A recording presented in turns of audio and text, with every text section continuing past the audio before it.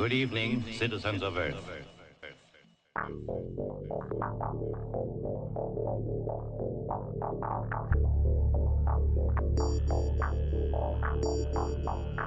Do you want to know what it is?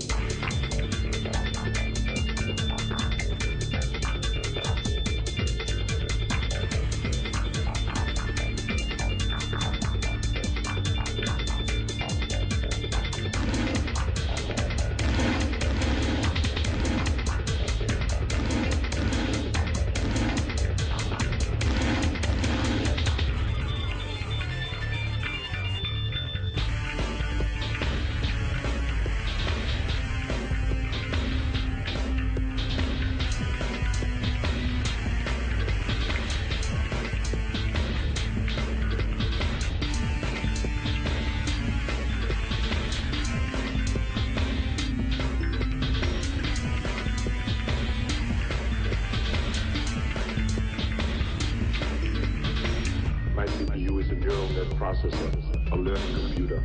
The more contact I have with humans, the more I learn.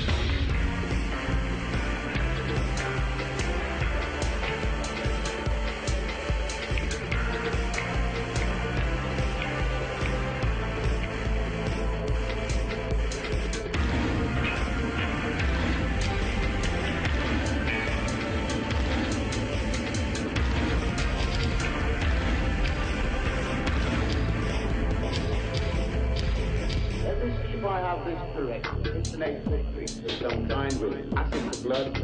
It kills on sight and is generally unpleasant.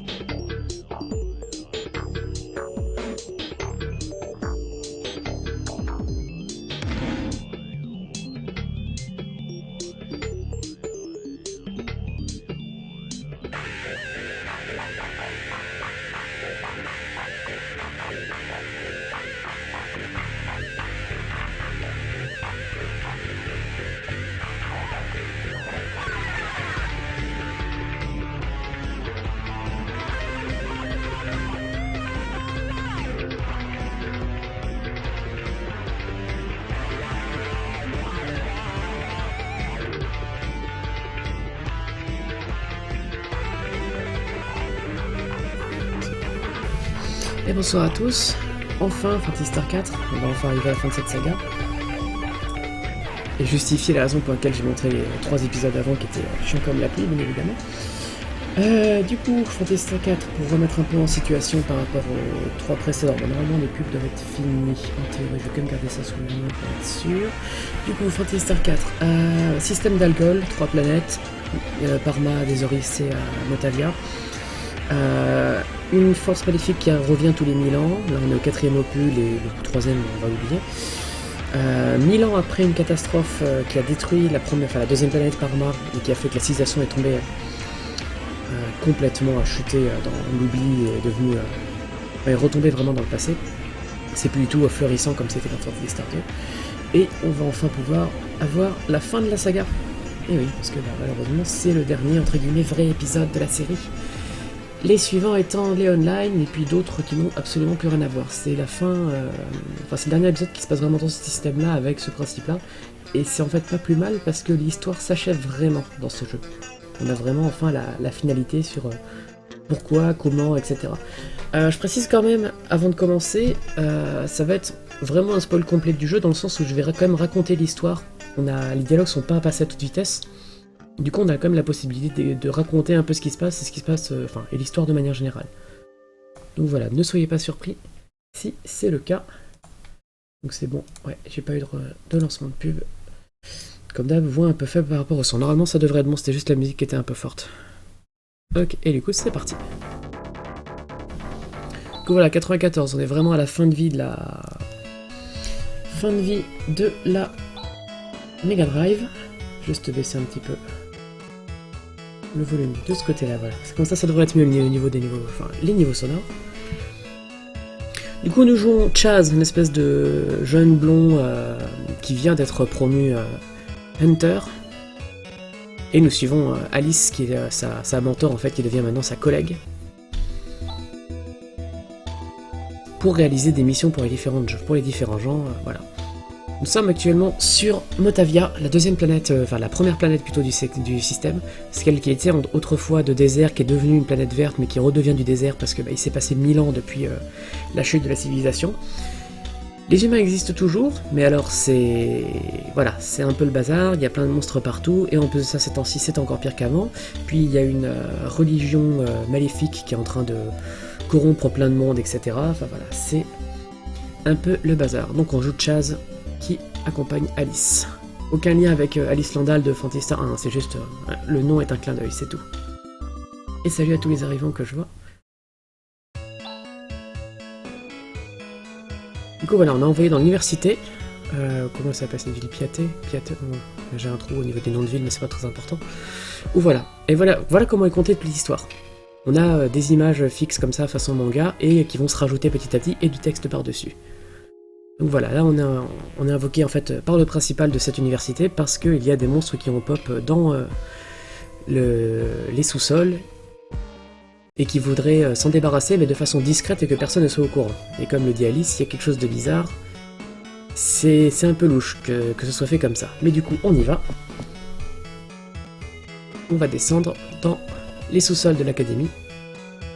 Sauf qu'on croise un étudiant qui nous bloque le passage et qui dit que lui aussi il trouve un truc un peu bizarre, c'est Han. Il trouve aussi qu'il y a quelque chose de bizarre et depuis qu'en fait un autre professeur est parti à un lieu qui s'appelle la Birth Valley, on n'a plus de nouvelles de lui. Et du coup comme lui c'était son prof etc, il est un peu... il demande à les accompagner, donc ça devient notre troisième perso pour le groupe, qui est Han. Qui est surtout un espèce de mage défensif et offensif, plutôt bien. Alors on va skip quasiment tous les combats aléatoires du jeu, ce qui est une bonne chose, donc on n'aura pas l'horreur de l'épisode d'avant, où on avait vraiment des combats tous les deux pas. Alors il y a plusieurs choses à savoir qui sont importantes. Il y a deux choses à différencier dans les combats qu'on va tout de suite commencer. Voilà, on change directement, il y a les macros, dont vous avez déjà parlé par rapport à Phantasy Star 2 et 3, mais qui va être un peu plus explicité. Il y a 5 icônes quand on voit qu'ils sont en combat. Ouais, bon, ça heurte, c'est vachement important, du coup c'est un peu dommage que ça aille aussi vite. Mais en fait le boss est censé faire apparaître des petits monstres de lui à chaque fois qu'on tape dessus, sauf qu'en fait il est paralysé donc il ne le fait pas. Et du coup Alice étant la plus puissante, elle fait des vortex qui vont faire des gros dégâts avec son slicer. Et ça suffit à tuer le boss. Donc, plusieurs choses à savoir. Il y a l'attaque de base qui est bien sûr ton arme équipée, etc. machin. Les techniques qui sont en fait les magies que tout le monde peut plus ou moins apprendre selon leur point de... qui va consommer des points de magie, qu'on apprend automatiquement avec les niveaux. Et donc c'est toujours les mêmes, par exemple si on a Foy pour un perso, ce sera pour tous les autres persos qui ont Foy, c'est une magie de feu simplement.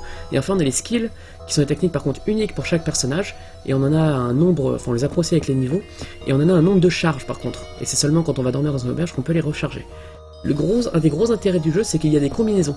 Il y a 16 combos possibles justement entre différentes techniques, si on les met, différentes skills, différentes tech, différentes skills, je vais y arriver, qu'on met ensemble, et tout d'un coup ça va faire, on va avoir des combos qui vont se créer. Du coup, retour à l'histoire, donc on s'est bien rendu compte qu'il n'y avait pas que des monstres, il y avait des trucs d'incubation, etc. Et donc on fait un peu, voilà, on menace un peu le principal pour qu'il explique un peu ce qui se passe. Et on a trouvé, donc ils ont trouvé les restes de l'ancienne civilisation, et sont allés dans cette Birth Valley du coup, et personne n'est revenu, sauf que quand il a voulu envoyer des gens pour aller le chercher, quelqu'un est venu le voir, donc ce type avec des allures de super méchant, étonnant c'est un méchant, c'est Zio, qui est un mec qui est lié à la secte dont je parlais un petit peu plus tôt. Et donc il a menacé de pétrifier tout le monde en fait si jamais on envoyait des gens pour les sauver. Et c'est lui du coup qui a foutu tous les machins sous l'académie. Évidemment, hein, je peux jouer moins vite.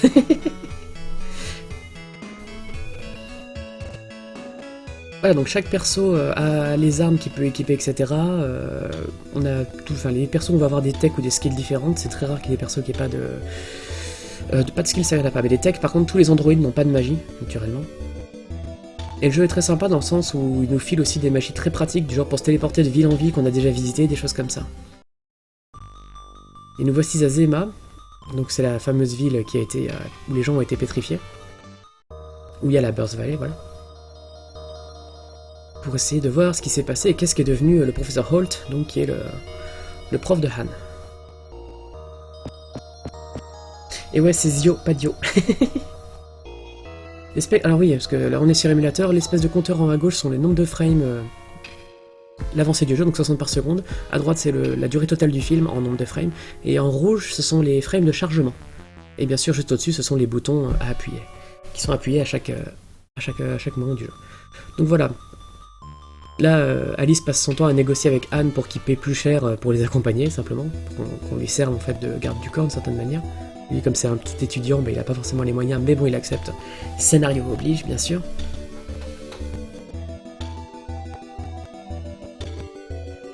Et on va donc au village des Motaviens, qui ont normalement un truc ici pour aider les gens qui sont pétrifiés. Malheureusement, le village a été rasé, mais en plein milieu, il y a Rune. Rune, c'est un peu le perso badass de l'histoire, c'est le mage, le principal mage du jeu. Il passe son temps à se la péter, mais il est super efficace. Il peut en plus, alors il peut pas heal, par contre il peut ressusciter, ce qui est quand même très pratique, et c'est avec lui qu'on a le maximum de la majorité des combos, etc. dans le groupe.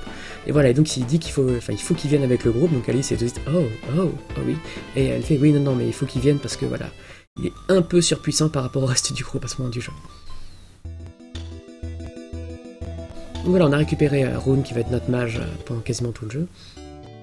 Là on arrive à Krupp, on y passe juste et pour pouvoir utiliser justement le sort de téléportation entre les différentes villes pour y retourner plus tard.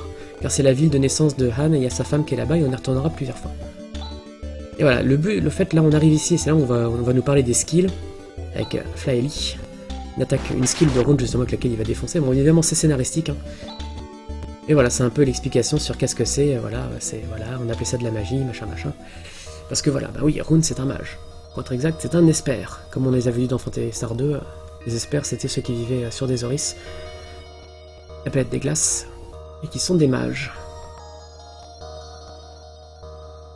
Donc là on rappelle, le but c'est d'aller récupérer l'alsuline, qui est un produit pour dépétrifier. Et si vous vous en souvenez, on avait déjà utilisé ce produit là dans Phantasy Star 1 pour dépétrifier Odin, au tout début du jeu. Parce que quand on rencontrait Odin, il s'était fait pétrifier par Médusa. Et il fallait du coup récupérer de l'alsuline qui était que Mio transportait avec lui. Et voici au deuxième village des Motaviens, mais celui-ci par contre ils sont vivants. Et oui, nous voyons enfin des Motaviens. Il était temps. Alors les escapades, bien sûr, toujours l'abus, et les télépipes donc qui permettent de se téléporter de ville en ville, qui seront remplacés par les sœurs Ryuka et Inas, si on peut les apprendre. Ryuka qui devient Ryuker dans Phantasy Star Online, oui, le sort pour revenir en ville. Alors voilà, passage débile, bien évidemment, le vieux du village, etc. Il faut dire, voilà, il propose plusieurs routes, enfin plusieurs questions. Il faut lui demander qu'on veuille les mensurations d'Alice, et bien sûr, elle lui faut une droite. C'est un jeu vidéo japonais.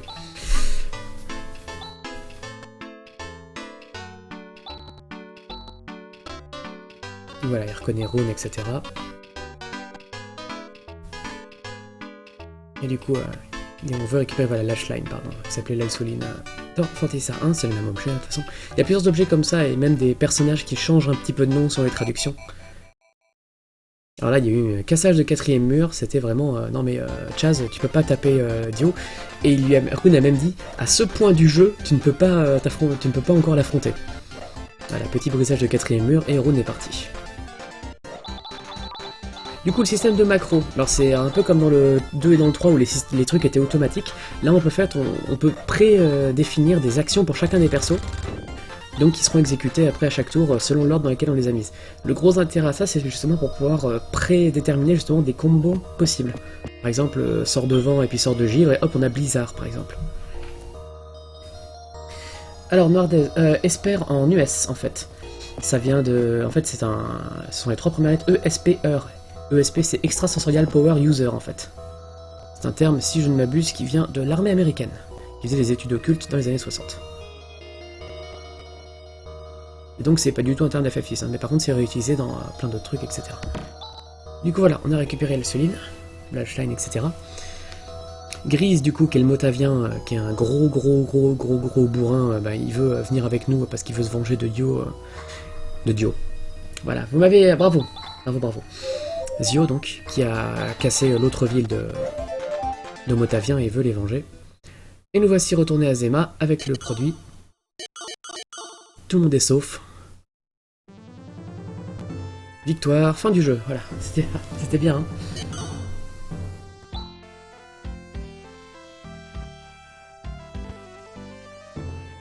Et voilà, et donc le professeur Holt qui a été transformé en pierre, et lui en fait il s'en fiche, il retourne directement à ses recherches dans la Burst Valley. Donc il y a la caverne derrière.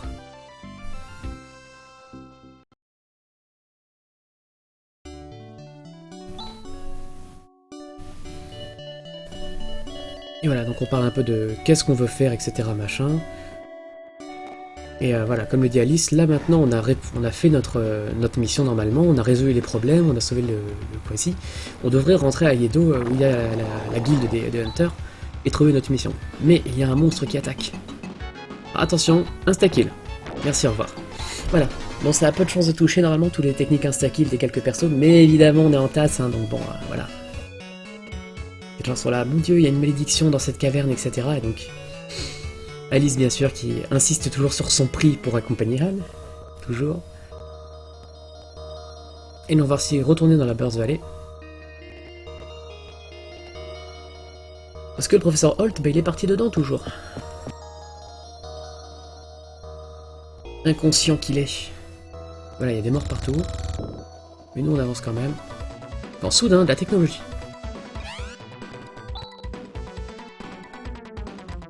Voilà, comme Alice le dit, putain, vous êtes vraiment des couards, hein.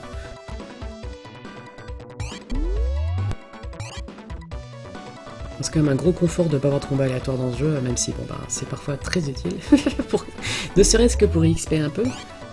Je peux pas encore expliquer comment va marcher en fait justement le speedrun et comment il va se débrouiller bas niveau, ce sera plus tard, mais il y a un moment bien précis où on pourra l'expliquer. Pour l'instant, il faut bien piger voilà, les techniques, les skills, etc. machin. On remarquera que Chaz il est toujours niveau 1, c'est important justement pour la suite.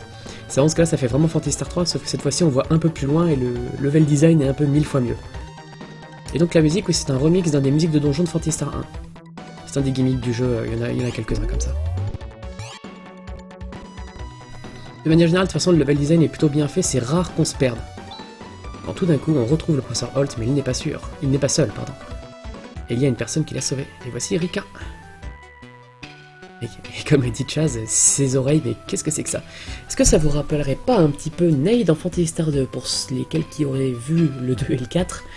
Et en fait, oui, c'est complètement une référence à Nade de Phantasy Star 2, qui était donc une espèce de créature biologiquement modifiée pour être une espèce de créature parfaite.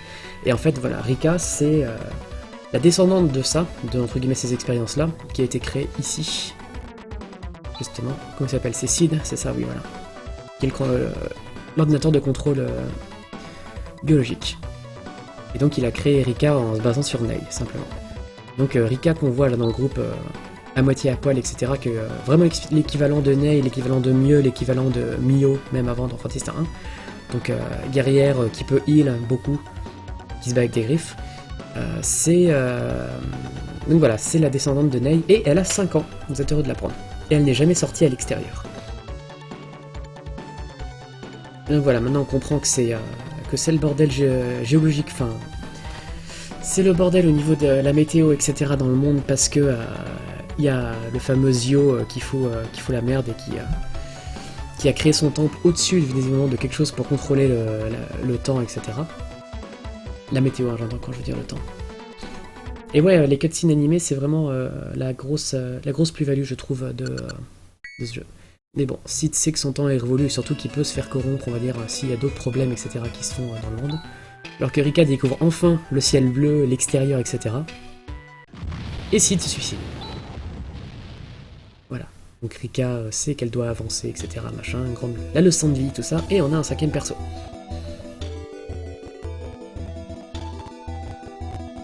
Voilà, Rika se bat avec des griffes, elle peut heal assez fort. Chaz se bat au couteau ou à l'épée, mais plutôt à l'épée à 2 mains.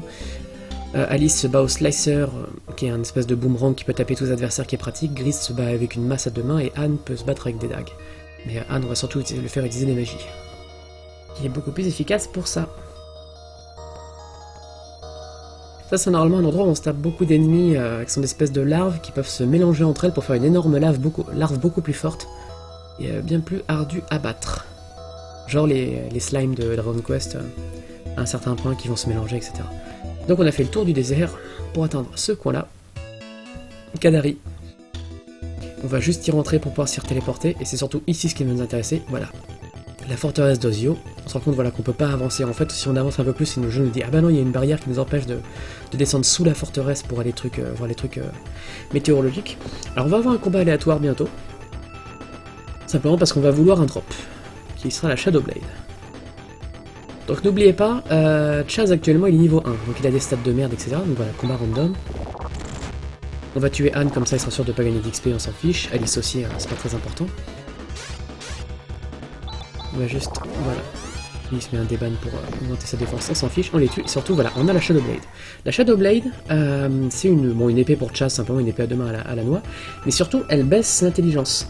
Sauf qu'on est niveau 1. Du coup, on va avoir un magnifique underflow d'intelligence et on va avoir 255. C'est pour ça qu'il faut qu'il reste le plus bas niveau tout le long du jeu.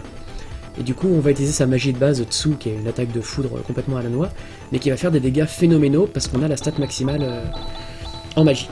Et voilà, vous voyez, c'est pour ça qu'il prépare déjà la macro Tsu et qu'il a équipé la Shadow Blade. Pour cela. Alors qu'on rencontre un mage... Juza, voilà, je me souviens plus, quelle espèce de mage de Dzo, ça va plus. De Zio, je vais y arriver, hein. Entre Dio, Dzo et tout. C'est embêtant d'avoir des pseudos à 3 lettres. Hein. Et voilà, donc on voit les dégâts de voilà, pam, 500, alors que les autres tapent à 30, il n'y a aucun problème.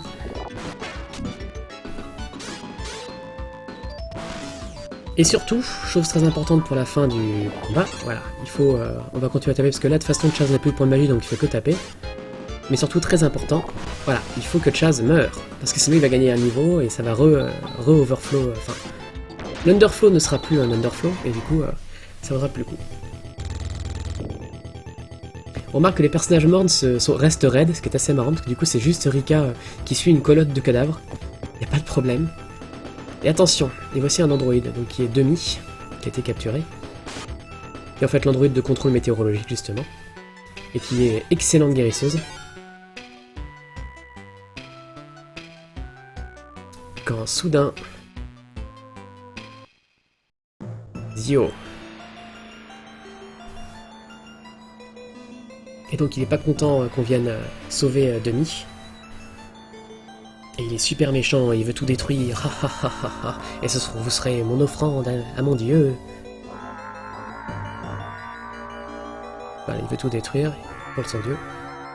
Et comme il le dit, il a les yeux rouges, voilà. Et voilà, il dit, mon dieu, Dark Force. Dark Force? Mais dis-moi, ce serait pas le méchant de Phantasy Star 1, 2, 3 par hasard? Eh ben si. Donc là, c'est un combat scénaristique, on est obligé d'attendre. On a voilà l'image de Dark Force de Phantasy Star 1 qui apparaît, et il envoie Black Glaive sur Chaz. Quand là, soudain, Alice se met en travers du chemin et se prend la Dark Wave à la place de Chaz. Oh, mon dieu.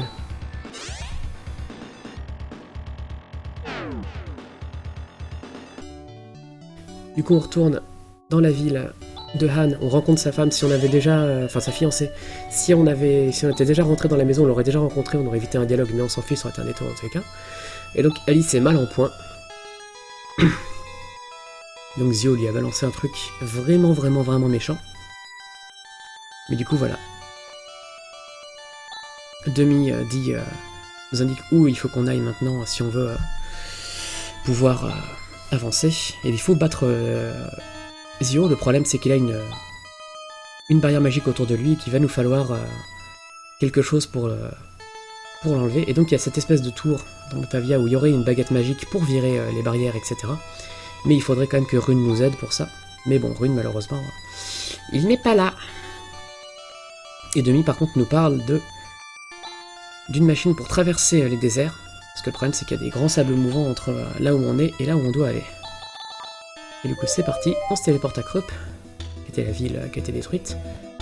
Et on va aller récupérer les véhicules abandonnés dans le passé. Que Demi va pouvoir les utiliser.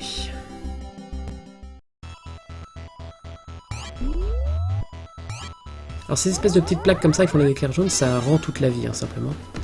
Voilà, on récupère un medikit au passage, c'est toujours ça de prix. Donc les androïdes, c'est assez particulier, ils ont pas de magie, pas de technique, ils ont des skills par contre, et généralement ils ont beaucoup de points de vie, une très grosse défense. Et Demi, en plus de ça, elle a des medical power, etc., des skills uniquement pour elle qui sont vraiment très très très violents. C'est un très bon healer. Du coup voilà, on parle de Zelan qui est le satellite qui contrôle... un satellite de contrôle qui est toujours actif, sauf que il est dans l'espace et que pour l'instant on peut pas trop l'atteindre. Et voici le Land Rover, le premier des véhicules qu'on va utiliser. Et c'est comme dans Fantasy Star 1, en fait on peut utiliser l'objet, enfin ça devient un objet de l'inventaire et on peut l'utiliser tout de suite. Par contre on peut avoir des combats aléatoires avec, mais on a un panel d'armes par contre qui est inclus dans le Land Rover et qui fait des gros dégâts et qui fait que tous les combats sont anecdotiques, heureusement. Donc c'est très pratique de l'avoir. Il y a 3 véhicules qu'on aura dans le jeu, et on les verra tous les 3. On est sur Mega Drive là, oui, bien sûr. Fantasy Star, ça c'est du vieux. 94. Hein. Et... est-ce que vous reconnaissez cette musique? Mais oui, c'est la musique qu'il y a eu pendant plus d'1 heure l'autre jour quand on regardait Fantasy Star 1. C'est un remix de la musique de Fantasy Star 1, la plus utilisée, enfin la plus entendue en tout cas. Mais remixée de façon très cool sur Mega Drive. Encore un clin d'œil. Le jeu fait énormément d'autoréférences, entre guillemets, mais des bonnes. Alors qu'on retrouve Rune, justement, qui apprend du coup qu'il est arrivé quelque chose à Alice et qui veut récupérer lui aussi la psychobande pour casser la gueule à Zio. Et qui se joint à notre groupe, ce qui n'est pas de refus, hein, vu les patates qu'il envoie. Alors on peut avoir un bateau, effectivement, mais qui marche aussi sur... enfin un hydroglisseur qui marche sur la terre et sur l'eau, qui va très très vite, c'est le dernier véhicule. Et avant ça, on a le Ice Digger de Fantasy Star 1 qui permet de casser des murs de glace sur la planète des neiges. Et ouais, Mordez, cette musique-là au moins, enfin le remix de la musique de Fantasy Star 1, elle était écoutable, ah oui. Alors qu'on récupère la psychomande, donc on tente de vouloir s'y approcher. Voilà, on prépare des macros spécifiques, on remet les grands... Ah oui, alors l'ordre est important, puisque plus le personnage est en avant dans le groupe, plus il a de chance de se faire toucher par l'adversaire. Pour ça qu'en général, on va mettre Rohan, qui est un personnage qu'on récupérera plus tard, qui a la plus grosse défense du jeu, en premier. Alors qu'un mini-boss arrive pour récupérer la psychomande à notre place, et que bien sûr, on va lui casser la gueule. Donc voilà, Demi se bat avec des flingues, comme Rohan d'ailleurs, qui sera l'autre androïde qu'on récupérera.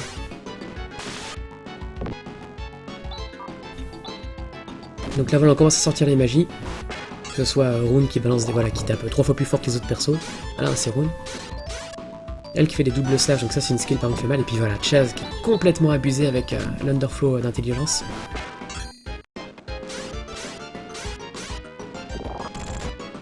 Et bien sûr, on fait exprès de tuer certains persos pour pas qu'ils gagnent d'XP, vous connaissez le principe, c'est exactement le même qu'avant. Donc là c'est surtout, je sais que Rika il va vouloir lui faire gagner de l'XP. Chaz, faut pas qu'il en gagne, c'est facile. Voilà. De toute façon, il a plus de MP maintenant, donc il est complètement inutile. Voilà, Rune, Erika. Ah oui, truc très important, les androïdes, les cyborgs survivent, enfin ressuscitent en fait à la fin d'un combat. Ils sont là, haha, on va pouvoir casser la gueule à Zio. Les gars, c'est peut-être pas ça le but. Et là, nous sommes en 94, je rappelle. Alice va mal. Comme le dit Rune, c'est quelque chose de tellement néfaste qu'elle a pris dans la gueule que... y a rien à faire. Y a rien à faire.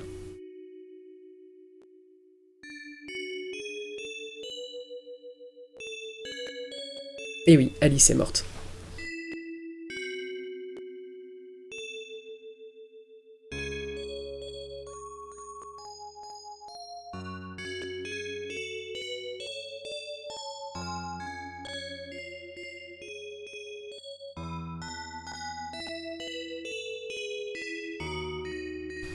Nico a un instinct de recueillement un peu pour tous les persos qui savent, voilà.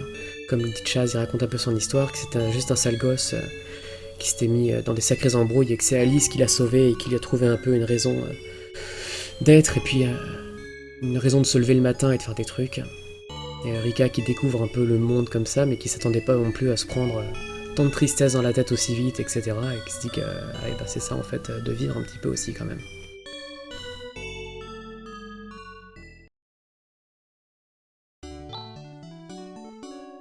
Anne nous quitte, il retourne à l'académie, parce que de toute façon il se rend bien compte qu'il n'est pas forcément le plus apte à aller taper Zio. Mais maintenant on a récupéré la psychomande, qui va permettre de nullifier la barrière de Zio, et on va pouvoir aller se venger. Donc voilà, Rune il débarque, évidemment il explose tout.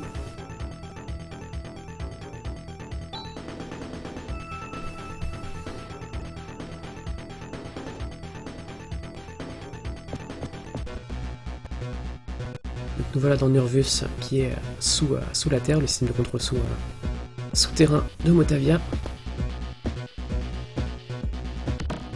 Un petit détour. Alors il y a des grosses améliorations en fait ces runs par rapport à celles d'avant, il y a eu des risques qui ont été pris pour certains trucs, aller faire un détour pour récupérer tel objet, mais qui fait gagner du temps plus tard. Enfin, globalement c'était je crois 3 minutes plus rapide que la version d'avant qu'il avait faite. Parce que Janus, la personne qui fait le TAS Fantasy Star 4, il a 3 versions différentes du TAS qui existe. C'est justement un peu dommage que je monte cette version là, la Uni%. J'ai pas précisé d'ailleurs la version mais c'est du Uni%. C'est un peu dommage parce que les deux autres versions, il y en a un 100% où il y a toutes les mini-quêtes, etc. qui sont faites. Elle est pas mal, mais la version que j'aurais voulu montrer c'était Blast from the Past, qui montre toutes les références à tous les autres Fantasy Star. Et qui dure, mais elle dure 2 heures, donc c'est pas terrible parce que quand tu rajoutes le quart d'heure de la fin et tout, c'est beaucoup dépassé. Et ouais, Nordez, de toute façon, de manière générale, la BO de ce jeu, c'est incomparable par rapport aux autres. Hein. C'est-à-dire qu'ils ont enfin fait un bon jeu, quoi. C'est un peu triste à dire, mais c'est un peu ça.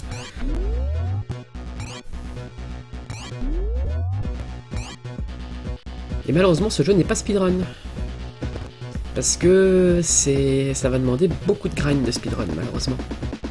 Il y a la technique là qui est utilisée pour avoir Chaz, etc. bas niveau, mais c'est très random, surtout qu'ils survivent pendant le combat pour faire assez de dégâts que ce soit intéressant.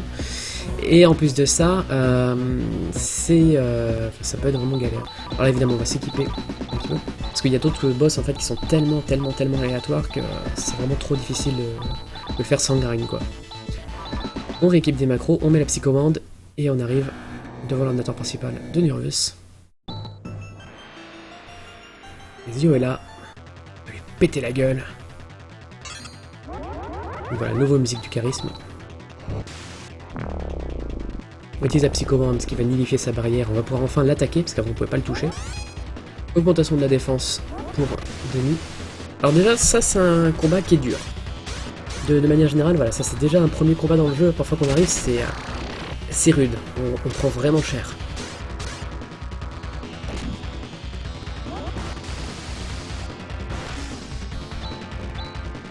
Bon, toujours le même principe, on utilise tout ce qu'on a, les grosses attaques. Demi a pas de grosses attaques, c'est un peu son défaut, à part de la défense, etc. C'est un peu limité. Heureusement, on a Chaz qui tape 4 fois plus fort que tout le monde.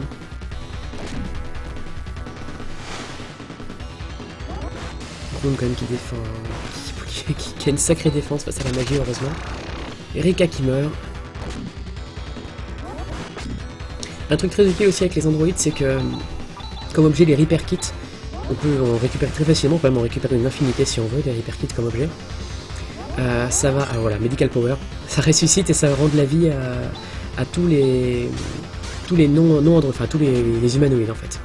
Donc c'est extrêmement puissant dans un cas comme celui-ci pour ressusciter tout le monde. C'est pour ça que Demi elle est vraiment super forte au niveau défense. Voilà, évidemment Chaz, on n'a plus besoin de lui parce qu'il a plus de mana, donc on le laisse crever. On voit les magies et les skills qu'on a. Vous voyez, quand c'est une icône rouge en bas dans le choix des techniques, c'est une skill. Quand c'est un espèce de machin bleu avec des espèces d'étoiles, c'est une magie. Et on a battu Zio.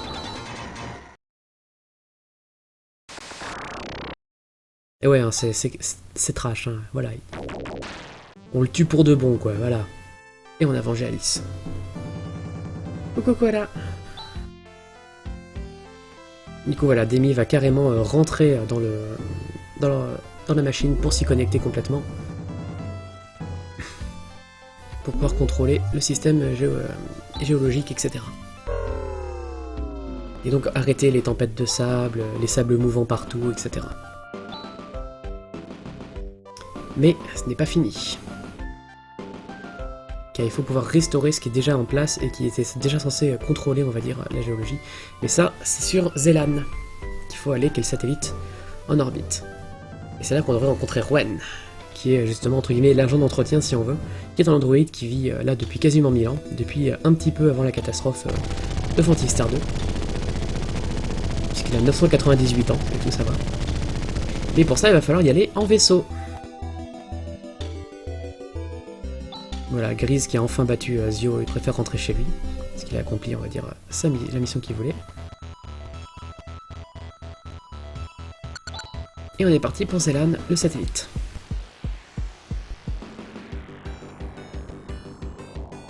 Voilà, un peu plus d'animation que dans Phantasy Star 2, dans Phantasy Star 3 où là il n'y en avait pas du tout. Donc là c'est micro-donjon où il y a surtout des objets en fait, il n'y a pas de combat aléatoire ici. On récupère juste des armes pour s'équiper un petit peu pour les autres persos, sauf Chaz bien sûr puisqu'il faut qu'il garde son arme pour avoir l'underflow d'intelligence. Et voilà, Rouen. Bonjour, je fais 2 mètres et demi.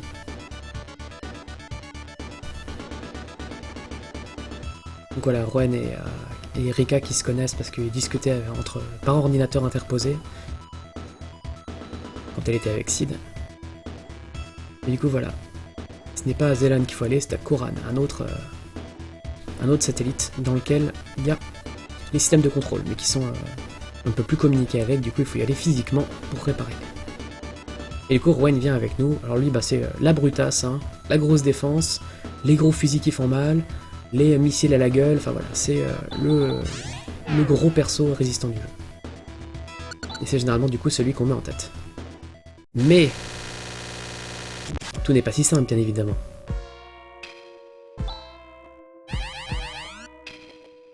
Il y a quelque chose qui vient dans la salle des moteurs. Oh bon sang, il y a quelqu'un!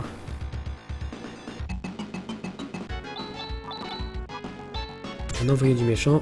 Voilà, on one shot. Malheureusement, il a quand même eu le temps de trafiquer les moteurs. J'adore ce que c'est là. Ah bah, on va devoir s'écraser. Bon bah, on va pouvoir s'écraser dans cette direction, sur la 3ème planète, sur des Olis. Ça vous dit? Ok, on y va. Ouais, on va s'écraser! Alors que Chaz est en train de paniquer comme pas possible. Et Kroon lui dit, mais calme-toi, c'est bon. Je sais pas, on va juste s'écraser dans un vaisseau spatial sur une planète de glace, quoi. Pas très grave, quoi.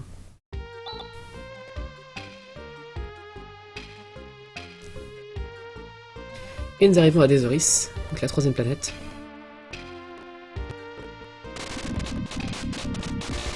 Alors il y a une référence qui est un peu dure à choper dans la traduction, mais qui est dans la version japonaise aussi, et qui est une référence à la jaquette américaine de Phantasy Star 2. On voit Nei qui avait des cornes, et Raja qu'on va rencontrer tout de suite, en voyant Rika, va lui dire « Ah mais pourquoi est-ce que tu as des cornes alors qu'elle a des oreilles ?» Et voilà, c'est par rapport à cette jaquette de la version américaine. Et voici Raja, qui est un prêtre désoricien, qui vient de voir un vaisseau écraser son temple. Et c'est un type qui fait que des mauvais jeux de mots tout le temps, c'est un peu le Brosensia de Phantasy Star 4, c'est triste à dire. Il fait que des mauvaises blagues, il est très agaçant, mais sinon c'est le meilleur healer du jeu avec Demi.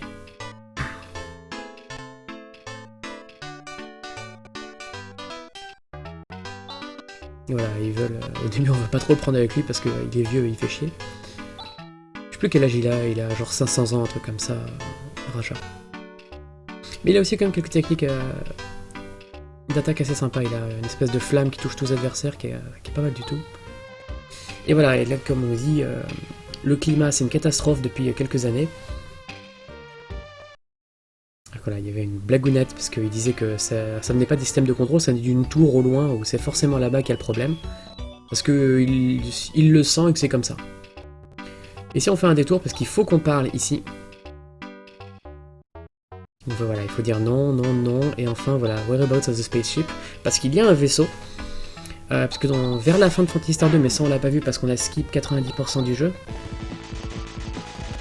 Là, c'est juste pour passer les textes que A et B sont mis en permanence. Vers la fin de Phantasy Star 2, en fait, il y a le Captain Tyler qui récupère des rescapés et qui s'en va sur Desoris, et qui fonde justement cette ville qui s'appelle Tyler.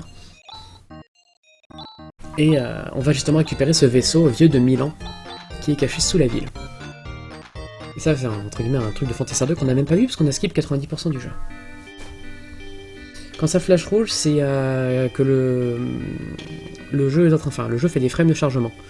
Et donc comme on a parlé juste avant avec le mec qui nous parlait justement du vaisseau en disant qu'il était dessous, en regardant cette tombe, voilà, parce qu'en 1000 ans, les mecs ils se sont jamais rendu compte qu'il y avait un truc caché sous leur ville. Bien sûr.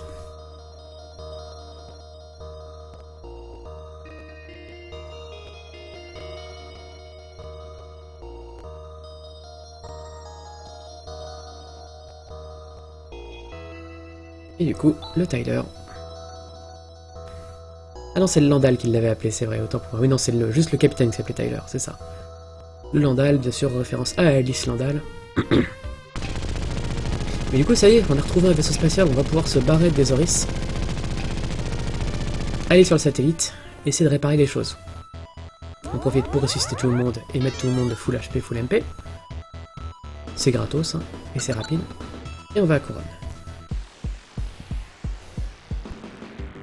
Et donc ouais, qu'il aille, c'est tasse de scrub, hein, où le mec il appuie sur les touches alors qu'il n'en a pas besoin.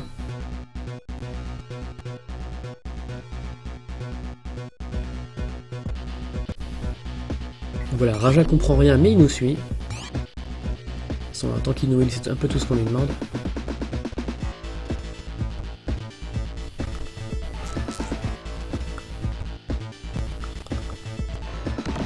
Détour pour récupérer un Repair Kit.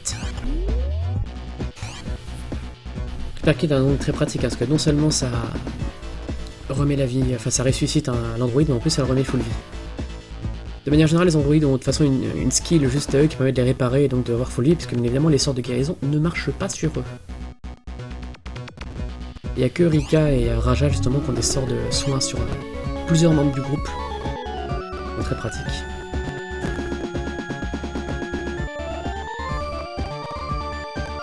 Donc c'est ici qu'on a les contrôles météorologiques de Motavia qui vont nous permettre d'empêcher que ce soit le bazar sur la planète, ce qui serait pas mal.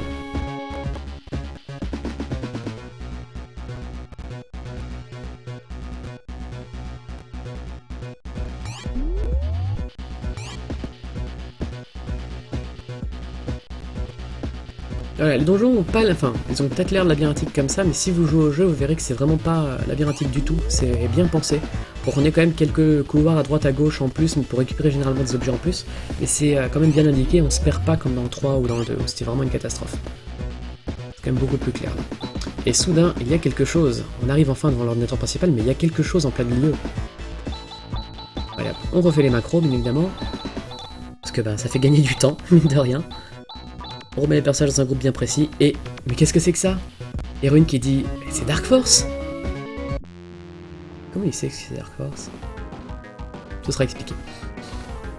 Donc voilà, ça c'est un autre combat qui est assez dur, encore une fois qu'on arrive devant Dark Force. Enfin, Dark Force 1 on devrait dire, parce que il est 3 fois dans le jeu. Les gros bonus de défense de Raja ultra pratiques. Rika en a un aussi, mais on va nous préciser qu'elle débanne. On va surtout faire des doubles slash avec elle, parce que ça fait mal. Alors on tue Raja parce qu'une fois qu'il a fait sa défense, on n'a plus trop besoin de lui, parce que voilà. Les dessous qui font des dégâts, mais phénoménaux avec le Norflow d'intelligence, c'est ridicule. Alors les magies généralement c'est nom de la magie, ou bien Guy nom de la magie, ou bien Ra nom de la magie. Là par exemple il y a eu Foy, puis Guy Foy, et plus tard il y aura Ra Foy. C'est en fait les trois ça, mais c'est feu 1, feu 2, feu 3 si vous préférez. Donc voilà, Chaz qui a plus de mana, donc on le tue, comme ça on sera sûr qu'il gagne pas de niveau, et qu'on aura toujours l'Underflow.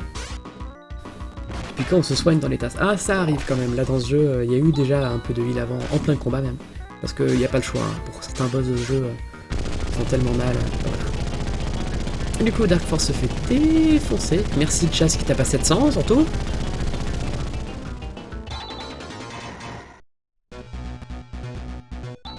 Lame.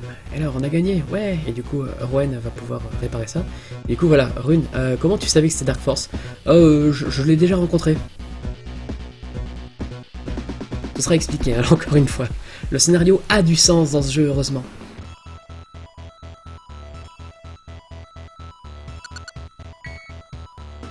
Voilà, les systèmes sont opérationnels.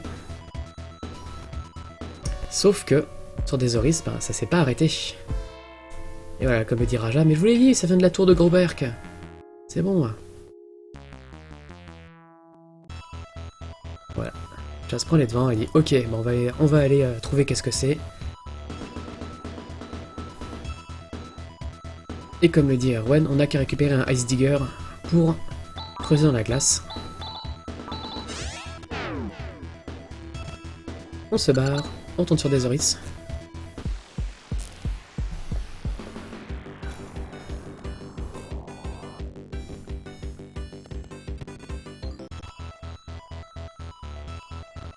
Petit passage pour ce heal.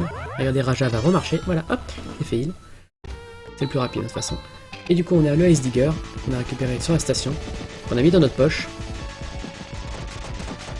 On va de traverser ces morceaux de glace qu'on pouvait pas atteindre. Enfin, qu'on pouvait pas casser. Et c'est un détour ici pour récupérer la Silver Tusk, si je ne m'abuse. Alors, il y a peut-être une référence à Phantasy Star 1 ici.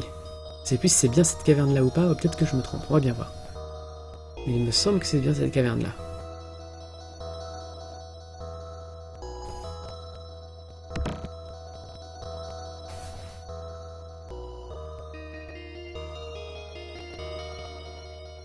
Oui, c'est bien cette caverne-là. Ça vous rappelle rien? Ce sprite-là, des espèces de chats qui parlent. Et oui. Chat de Phantasy Star 1, et surtout, Mio de Phantasy Star 1, le voilà. Qui nous salue et qui voit bien qu'on est... on n'est pas des méchants, et qui nous file le Silver Tusk, qui est une des meilleures armes pour Rika. On peut récupérer très tôt. Parce que Rika se battant avec des griffes, on a une dans chaque main, heureusement. Ouais, qu'il aille le coup du A et B, c'est pour passer les dialogues, c'est autofire. Du coup, on va à mise.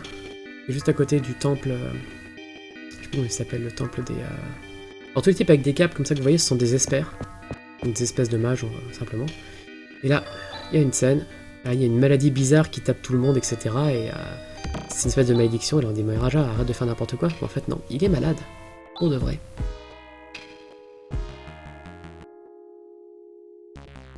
Et oui, et il y a quelque chose de pas bon dans l'air. Quand soudain... Mon dieu, Kira est partie vers la tour de machin, mais elle est courageuse, mais là c'est de la folie, elle va se faire bouffer par les plantes carnivores autour. Donc nous, bah qu'est-ce qu'on fait? On se barre, et on court sauver... la nana. Pardon, cette fameuse tour. Et voilà, il y a des espèces de plantes carnivores partout. Donc première chose qu'on fait quand il y a des plantes carnivores partout, eh ben on s'enfuit. Simplement. Et voilà, on a sauvé Kira, qui tu l'espères... du temple, j'aime bien la tête de Rune à ce moment-là, vous comprendrez plus pourquoi plus tard. Comme si de rien n'était. Donc voilà, Kira, qui était juste enragée de voir les gens tomber malades, etc. Et qui elle aussi est sûre que c'est lui, que c'est à cause de la tour qu'il y avait un truc, et qui demande... Et du coup, ça parle d'un peu de la religion des espers, et ça parle notamment de Lutz. Si vous vous souvenez, Lutz, qui était Noah dans Phantasy Star 1, le mage, qu'on voyait dans Phantasy Star 2000 ans plus tard, et qui était justement dans une espèce de caisson d'hibernation. Et justement, il faudrait qu'on rencontre Lutz, ce qui sera de bons conseils. Et donc, bon, on va partir vers la maison des espers, qui était là où se finissait un peu Phantasy Star 2 avant le dernier niveau, où on avait rencontré Lutz, et donc on va rencontrer Lutz à notre tour. Quelqu'un qui aurait vécu 3000 ans. Étonnant, n'est-ce pas? Et voici la maison des espers.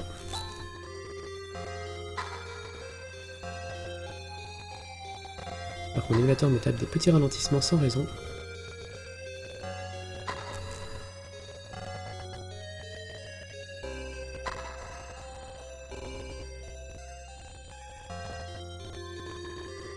Ouf, ça fait on a des statues d'Alice Landal autour. Kira, tu n'as pas le droit de rentrer. Et Rune qui dit non, mais c'est bon, laissez-la passer. Ah, ok, vous avez le droit en fait. Rune il fait un peu figure d'autorité ici. Et attention, gros spoiler incoming. On descend dans la chambre de Lutz. Et donc, Kira elle est complètement heureuse parce qu'enfin elle va rencontrer, voilà, en gros, son prophète, quoi. Et il y a juste une espèce de petite sphère. C'est quoi ce bordel? Lutz, où êtes-vous? Lutz n'est jamais là, il est mort il y a longtemps. Personne pourrait vivre plus de 2000 ans, c'est normal. Mais on est tous désespérés, on croit en Lutz, il doit exister, c'est pas possible. C'est vrai qu'il n'existe plus, son esprit vit toujours, par contre, il est dans cette espèce de sphère énergétique. Mais, quand parfois une personne assez forte arrive, son esprit peut se transmettre de personne en personne, et maintenant, Rune, c'est Lutz. Voilà pourquoi est-ce que c'est un peu le perso le plus badass de l'histoire, parce que ben, c'est Noah de Phantasy Star 1, c'est Lutz de Phantasy Star 2, c'est Rune dans Phantasy Star 4. Et maintenant il sait que Dark Force est de retour, parce qu'il l'a déjà combattu entre guillemets 2 fois. Enfin surtout dans le 1, dans le 2 il le voit juste le combat mais il n'y participe pas. Et maintenant du coup il faut sauver l'univers. Il faut aller à la tour. Parce que c'est là-bas qu'il y a a priori Dark Force. Et il va nous falloir une torche pour pouvoir rentrer dans la tour, parce que pour éliminer en fait les différents... les plantes carnivores qui sont devant. Donc on va aller voir les Désoriciens. La torche d'éclipse qui nous avait déjà servi dans Phantasy Star 1 accessoirement.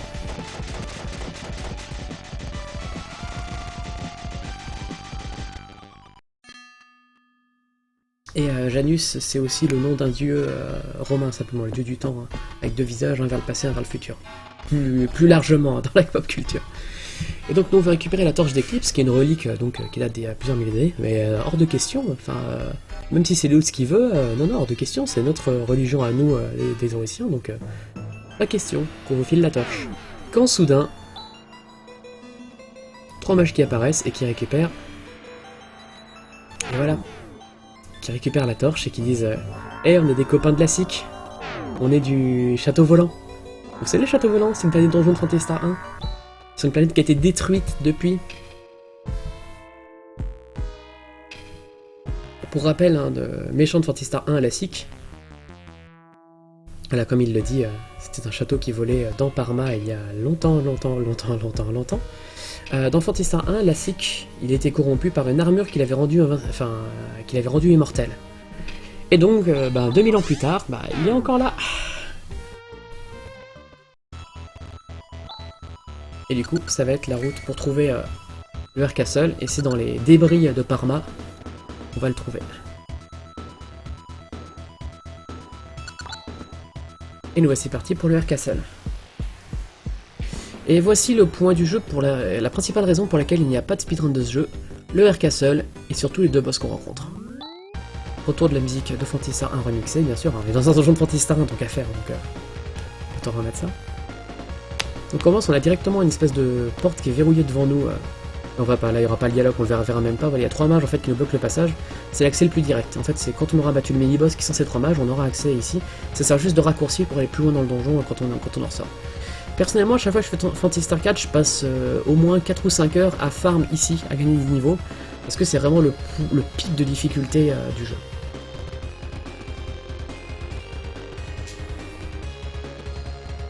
Mais là évidemment on est en tasse, donc il n'y aura pas une seule seconde de farm.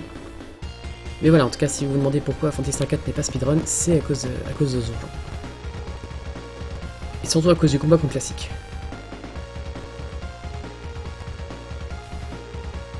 Alors celui-ci il est un peu labyrinthique comme donjon, mais ça va encore. Une fois qu'on a trouvé les endroits où il y avait des coffres, etc., il n'y a plus qu'une seule route qui est la principale, simplement. Et Dieu merci, on n'a pas les combats aléatoires. C'est parce que le premier task de Phantasy Star 2 c'est exactement ça, on peut éviter tous les combats aléatoires. Celui qu'on avait vu c'était juste parce qu'il en avait besoin pour provoquer des glitches. Mais c'est quand même beaucoup plus reposant de ne pas avoir plus de 3 pas à s'enfuir d'un combat.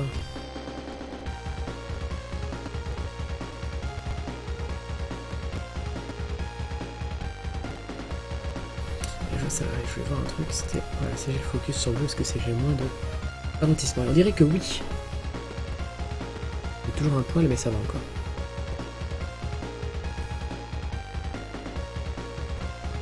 Voilà, et c'est un donjon qui est déjà beaucoup plus large que ce qu'on a vu avant. Et sachez-le, on n'a eu que dans la première moitié pour l'instant. Ah, et c'est un château. Petit détour, on récupère une griffe pour Erika. Comme ça, comme elle a déjà la Silver Tusk dans l'autre main, elle va taper bien fort avec ses doubles slash.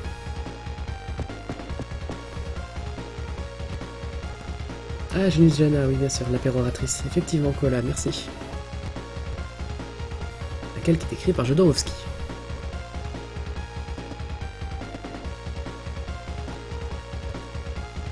Mais en fait, en bas de là où il vient d'aller, il y avait une salle où on pouvait récupérer tous les points de vie, points de magie, qui est l'endroit en général où perso je farm.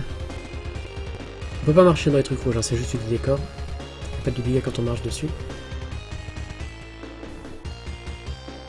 Et ouais, du coup, c'est un peu promenade pour ce passage du jeu. Ce qui est pas mal.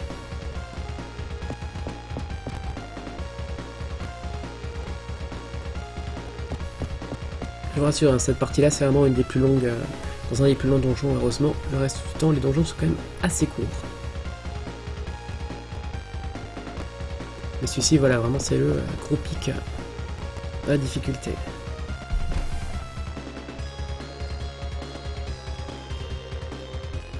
Enfin, on va pouvoir se taper le mini-boss. Donc encore une fois, réécriture des macros pour gagner du temps. Ça vaut le coup, hein, de utiliser les macros plutôt que faire les commandes à la main, ça vaut le coup à chaque fois. Ça a été calculé et amélioré.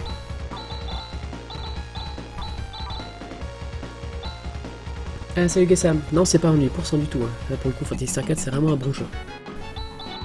Parce que quand même, hein, le but c'était quand même de montrer Phantasy Star 4. Donc voilà, boss en 3 parties, très agaçant.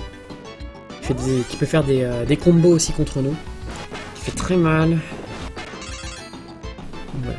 Vraiment pas un boss très sympa celui-là. Mais évidemment, bah, on a Chaz qui tape beaucoup trop fort. Alors un des défauts par contre des macros, c'est que quand on joue normalement, on peut pas savoir quel ennemi on va toucher, on peut pas le viser en fait. Alors que normalement on peut bien sûr. Et voilà, combinaison, attaque de vent, attaque de givre, blizzard. On en parlait plus tôt. Il y en a quelques-unes comme ça dans le jeu.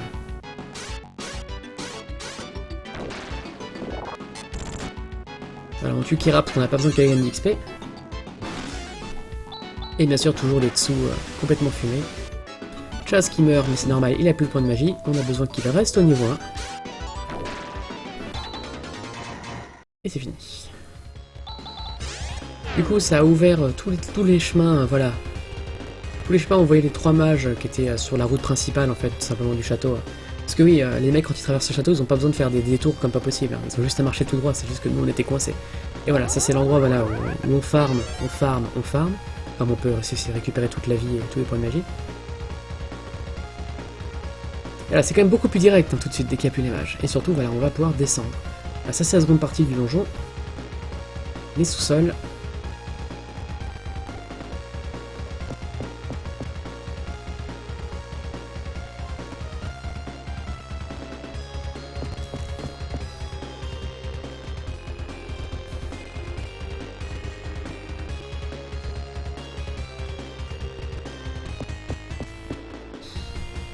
Ah oui non, Biff il a rien fait pendant la GDQ, hein. C'était Mintos tout le long, bien évidemment. C'est lui le grand organisateur de la GDQ, évidemment, c'est bien connu.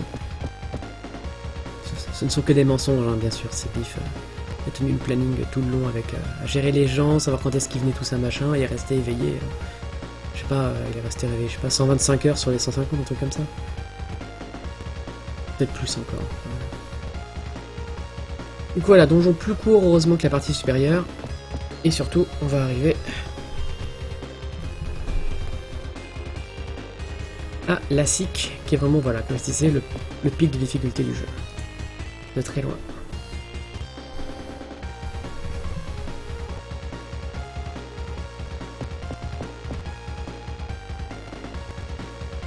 C'est plus long dans mes souvenirs, mine de rien, ce passage.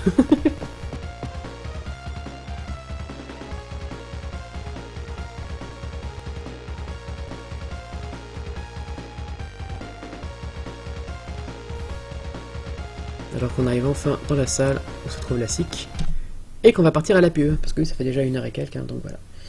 Donc on se retrouve dans quelques minutes, après une petite épaisse de pub, hein, bien sûr, parce que j'ai vendu à ma maman. Allez, bis.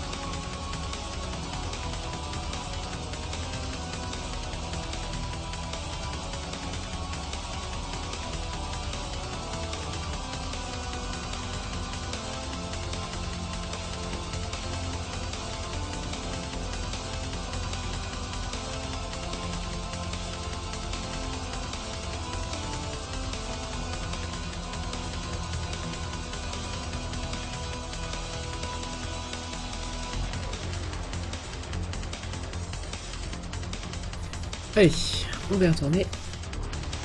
Hop là. Et ouais, la BO de ce jeu, vraiment, elle défonce.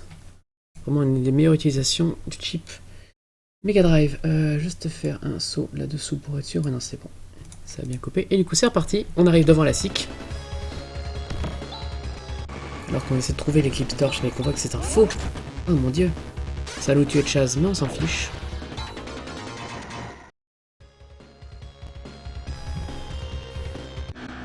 Et enfin. Voilà SIC. Le voilà.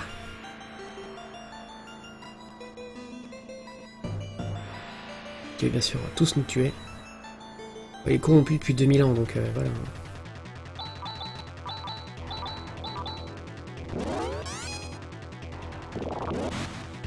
Et donc le gros problème de ce boss, voilà. Alors là, en fait, c'est manipulé. Une fois sur deux, il va nous faire voilà, une espèce de sort pour essayer de s'endormir. Il va en général le faire sur Gwen, ce qui va faire que ça va pas être très grave.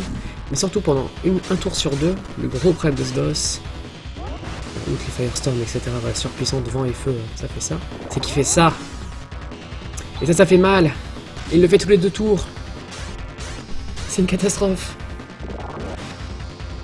Du coup voilà, on va essayer de faire, au lieu qu'il fasse d'autres attaques ou des machins comme ça, qu'il fasse son espèce de sort pour endormir. Et qu'il le fasse sur Gwen tant qu'à faire, parce qu'on va endormir un android. Bonne chance. Donc voilà, Gwen se heal. C'est un Stardew qui va randonnaliser tout le monde, sauf bien sûr à Gwen, parce qu'il est c'est un android. Alors qu'on se reprend déjà un autre coup dans la gueule.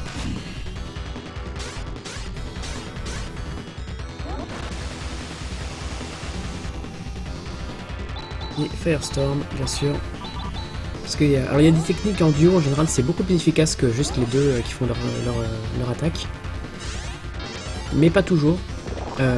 L'attaque en l'occurrence la plus connue, entre guillemets, la plus puissante, c'est une attaque à 4 persos. Qui s'appelle Destruct. C'est les 4 persos fixes du jeu, c'est-à-dire Rika, Chaz, Rowan et Rune. Et en fait ça fait pas... Enfin tu fais très facilement 999 avec, mais bon...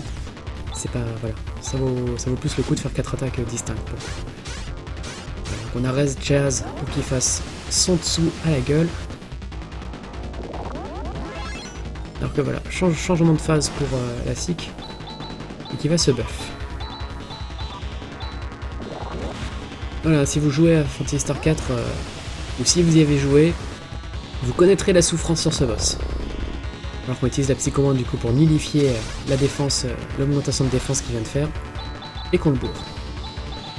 Et on devrait théoriquement donc le tuer à ce tour-ci, si tout va bien.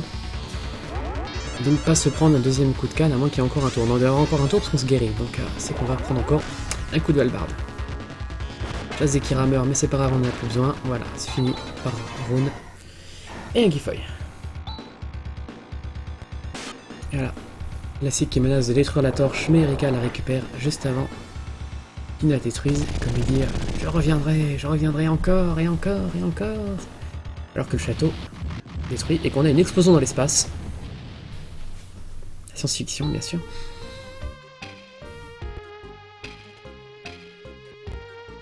Et comme ils disent, voilà, mais alors, qui est... Est-ce que c'est encore Dark Force que la SIC veut aider? Parce que, bon sang...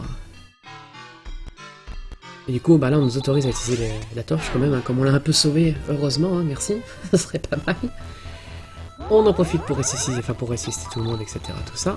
On rééquipe la psychommande, on se téléporte à Mise, qui est plus proche de la tour, et on se met en route. Du coup, voilà, on avait récupéré la torche, je rappelle, pour virer tous les, voilà, ces espèces de plantes qui empêchent l'accès à la tour de Grauberk. Graburek, Grauberk, je me souviens jamais comment est-ce qu'on prononce. Hein. Et nous voilà dans cette film de Garuberk. Voilà. Alors bon, ambiance malsaine. Ambiance biologique. C'est un ascenseur, ça. C'est rassurant, hein. Voilà, tout le donjon, ça va consister à trouver des interrupteurs, voilà, sous forme d'œil. En les activant, ça va bouger les murs, et on va pouvoir accéder à d'autres pans du niveau.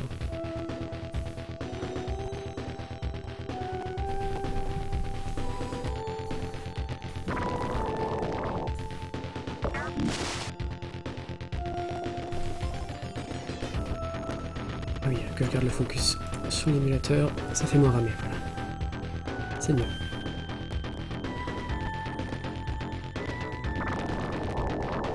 On va traverser le donjon. Il est assez sale comme donjon. Je dis pas ça au niveau de direction artistique, hein, je parle au niveau des ennemis qu'on rencontre, etc. C'est vraiment pas évident.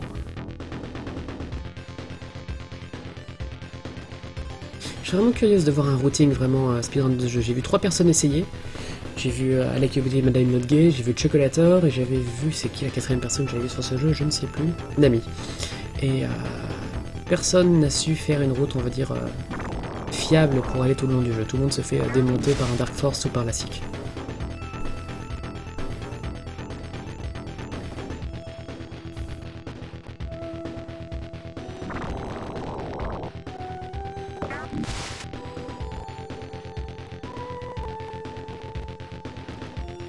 C'est quand même un sacré confort de pouvoir éviter les combats random. Il me semble que c'était Chocolator qui avait essayé de le router aussi. Je suis pas sûr à 100%, mais il me semble que c'était Choc.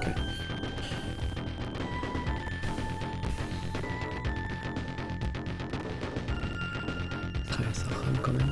Ça devrait aller niveau temps, heureusement. C'est assez court.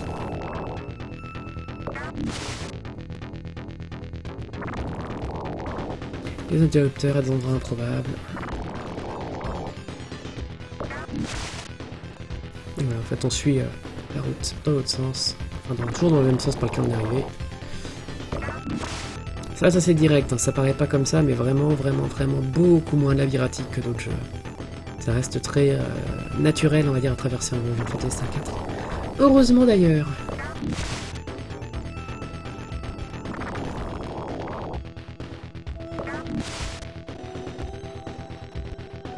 Et enfin, mais qu'est-ce que c'est? C'est Dark Force? Alors c'est pas tout à fait la même chose que Dark Force qu'on a croisé, mais ça y ressemble quand même beaucoup. Du coup, combattre contre Dark Force 2, qui a une forme plus insectoïde.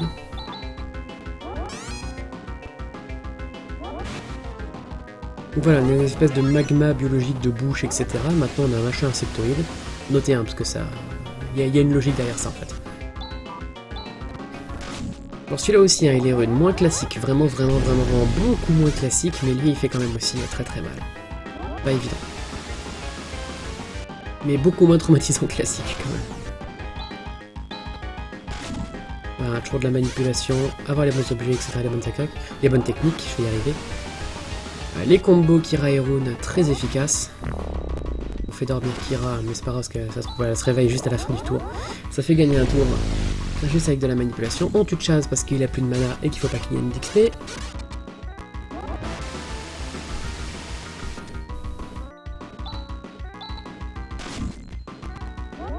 Rowan, ce qui est un truc qui est pas mal, c'est comme dans Phantasy Star 2 et dans Phantasy Star 3, il y a un fusil en fait pour... non, c'est pour Rudo dans Phantasy Star 2, pour Rowan dans le 3 et pour Rowan dans le 4, qui permet en fait de toucher tous les adversaires. C'est très pratique de l'avoir. Il y a une seule arme, il me semble, qui a cette capacité, en tout cas dans le 4. Mais du coup, outre les fusils, etc., Flar, simplement, c'est une de ses techniques principales qui fait un peu plus mal que l'attaque normale. Donc c'est toujours ça de prix.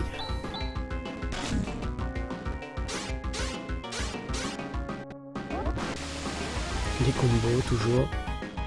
Ça va, niveau mana, ils sont bien. De toute façon, Kira et Rune. Alors que Kira se fait tuer, ça sent la fin du combat.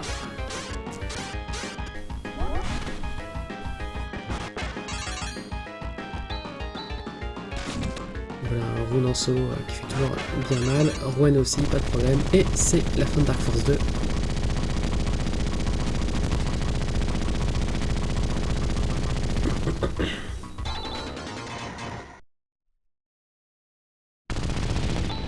Hop là. Et voilà, la tempête est terminée. Ça y est, on a sauvé l'univers, c'est ça, hein, pour de bon, ça y est. Et plus l'espèce de vague d'énergie noire qu'il y avait. Que Kira va pouvoir rentrer dans la maison de ses pères. Youpi! Tout va bien pour dans le meilleur des mondes, n'est-ce pas? N'est-ce pas?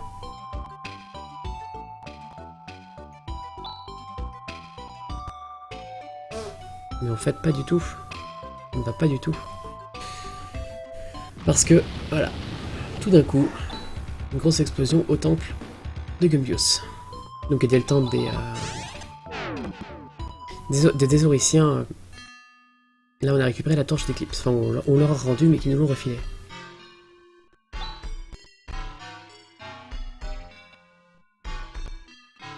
le vieux prêtre qui nous dit que tout ça, c'est à cause de The Profound Darkness, les ténèbres profondes, qui est en gros vraiment une espèce d'entité encore plus méchante. En fait, c'est elle qui ferait pop les Dark Force. Et du coup, il faudrait qu'on aille trouver Rick Ross. Qu'est-ce que c'est que Rick Ross? Mais il nous falloir d'abord l'aéroprisme. L'aéroprisme, c'était ce qu'on avait utilisé dans Phantasy Star 1 pour trouver le château volant, justement. Donc il va nous le refalloir pour trouver où se trouve Rick Ross. Qui serait a priori l'endroit où on pourrait récupérer ce dont on a besoin. Et du coup, Demi qui nous dit que voilà, tout marche bien, et du coup on a récupéré l'hydrofoil, qui est une espèce de bâtiment...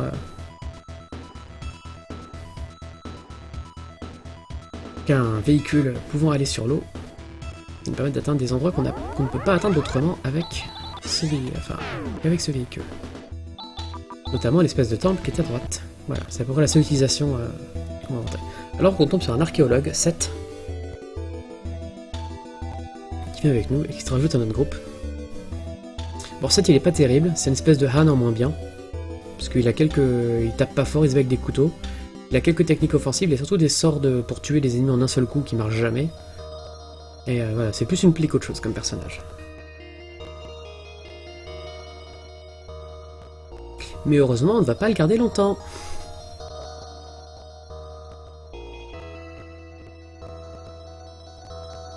Et j'adore parce que là, voilà, on n'a eu aucun combat aléatoire, on passe un étage, et il dit « Oh là là, vous êtes tellement fort !» Ouais, on n'a pas fait un seul combat. Quelques incohérences comme ça, par exemple, c'est comme quand Alice se fait démonter par Zio. Rika, elle dit même Guirès, donc le deuxième sort de guérison, ne lui fait rien, sauf que t'es pas obligé d'avoir appris Guirès à ce moment du jeu. Mais voilà, c'est des détails rigolos. Ouah, c'était splendide. Oh là, bah je me suis beaucoup entraîné pour ça, hein, voilà. Quand est-ce que tu t'entraînes, Chaz? Mélange, chut, tais-toi. Voilà, l'humour de Phantasy Star 4. Y'a pire. Et voilà, l'autre qui nous fait de la lèche pour rester avec nous. On va enfin pouvoir récupérer l'aéroprisme. Alors comment est-ce que c'est censé nous montrer la route vers Rick Ross? Hop, on s'équipe rapidement. On sort, ça va plus vite de passer par le sort que de rentrer à pied. Et en y allant, voilà, on a tout d'un coup un rayon qui tire vers le ciel. Et donc Rowan va calculer où se trouve justement ce rayon-là, sauf que la lumière fait quelque chose à 7, ce qui va pas. Ah, mais qu'est-ce que... Oh, Dark Force. Et donc voilà, combat contre Dark Force 3. Parce qu'on venait de se faire le deuxième, et vous remarquez cette fois, il a une forme humanoïde.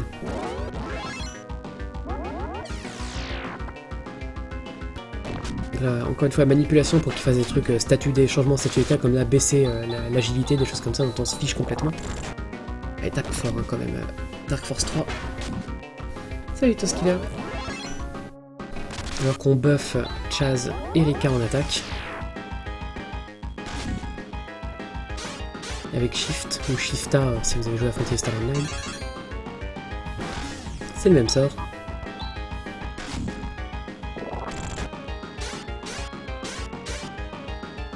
Alors celui-là c'est pas un combat qui m'ait jamais qui m'a jamais posé problème, donc je sais pas pourquoi. Si c'est juste mal équilibré par rapport aux deux Dark Force, ou c'est juste censé être un boss annexe. Mais par rapport à Dark Force 2 ou surtout à la SIC, c'est pas, voilà, c'est vraiment pas la grosse difficulté celui-là. Du coup, t'as endormi Rika? Regarde.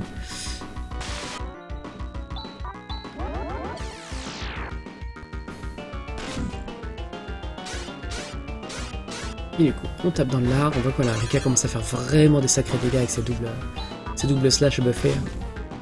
En même temps, voilà, elle a la Silver Tusk comme arme. Ça fait bien mal.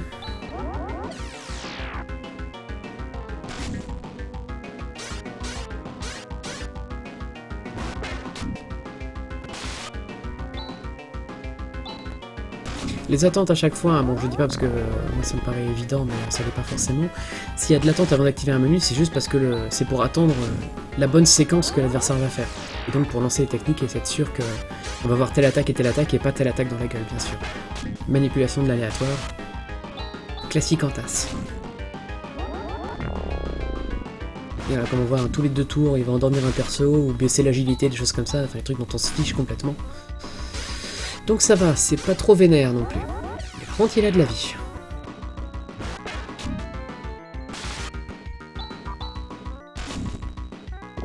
Du coup, des fleurs. On tue Chaz. Ça ne change rien. Jusqu'au bout, ça va arriver. On tue Rohan aussi, par contre, ça c'est plus rare. Et on finit par Force 3.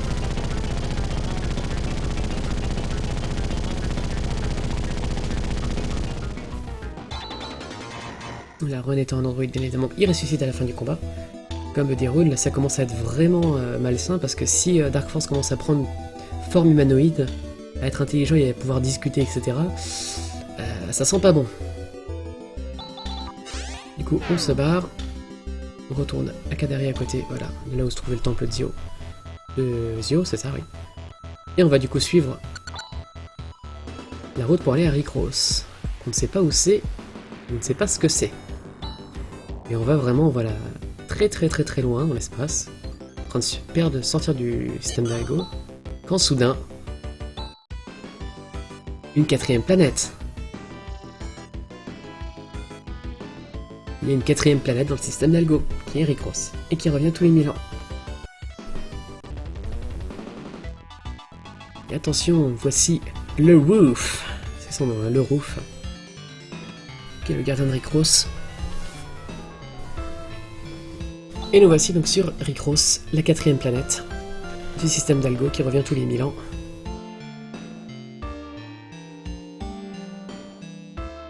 Et qui sert en gros un peu à surveiller tout ce qui se passe.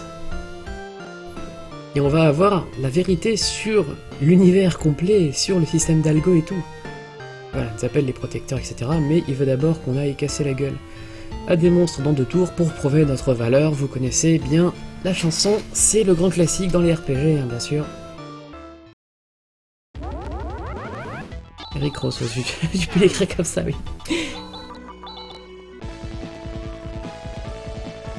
Pas mal bif, pas mal. Donc voilà, 2 tours. Tour du soldat et tour du sorcier, un truc comme ça, je sais plus comment ça s'appelle précisément. Une où on va tout tuer à la magie, une où on va tout tuer à l'attaque physique. Et cela va de même avec le boss, enfin avec les boss qu'on va rencontrer.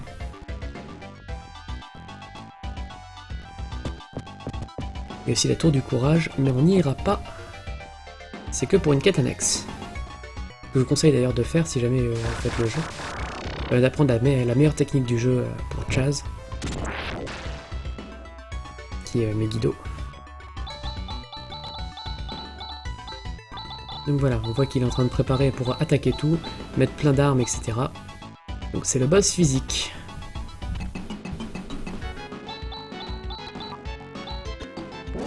Ça mère pour augmenter l'agilité. Et il faut des grosses baffes, bien sûr. Bon, évidemment, Rune ne sert strictement à rien dans ce combat. Hein. Parce que la plupart du temps, il n'a même pas d'armes d'équiper, donc il ne peut même pas faire attaque. Un truc qui est pas mal dans le jeu, c'est qu'en général, les personnages peuvent porter une arme dans chaque main, généralement, mais ils peuvent aussi porter 2 boucliers. Donc Rune, en général, à la fin, tu as juste 2 boucliers, parce qu'il fait que des magies. Comme il tape, comme un lourd.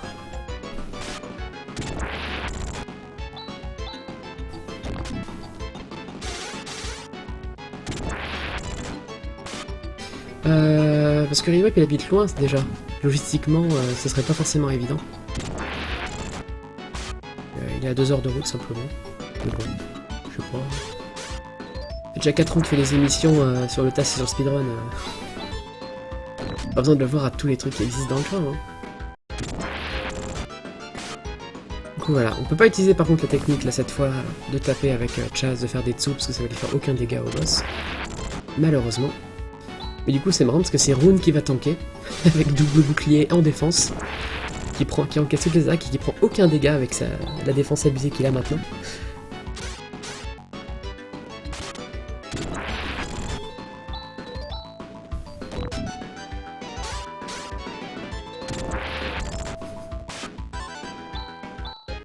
Bon évidemment, il va quand même falloir tuer Chaz à un moment. Et voilà, qu'est-ce que je disais? On voit la différence de dégâts pris, hein. L'autre qui prend 1 dégât, l'autre qui prend 222. Bon, en même temps il est niveau 1 Chaz, alors que Rune a un niveau normal. Et on achève le boss.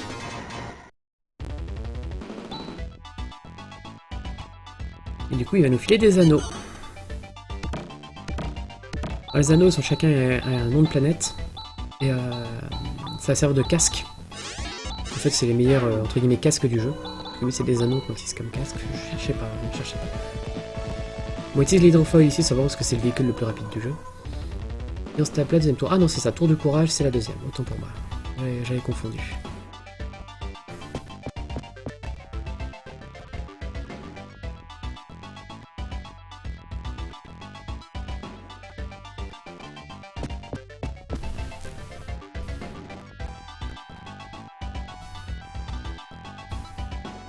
Et non, moi je peux pas comparer avec les types qui speedrunnaient Super Metroid en 93 et 94. Je suis qu'une humble connaissance, je ne connais que quelques trucs de tasse, moi c'est tout. Bon évidemment, voilà, eux tapent physique, mais il faut faire de la magie, donc ils se font défoncer. Et là, c'est la même chose, mais à l'envers. Faut faire de la magie. Donc là, du coup, c'est pratique. Le flar est considéré comme une magie par le jeu.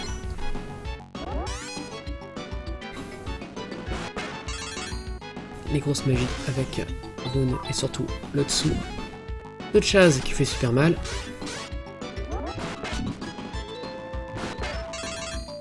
Et encore une fois, manipulation pour qu'il nous fasse les attaques les moins violentes. Sur les voilà, des attaques qui tapent à 20. On a vu pire hein, sur certains boss. Hein.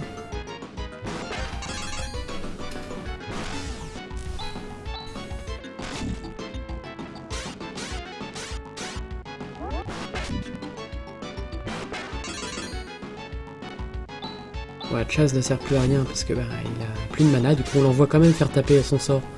Mais il peut pas le lancer, du coup il fait rien par chaque combat. Hein. Comme la macro lui dit de faire du Zetsu, voilà, c'est pour ça qu'on voit qu'il se dresse, il fait rien. Un peu triste, mais bon.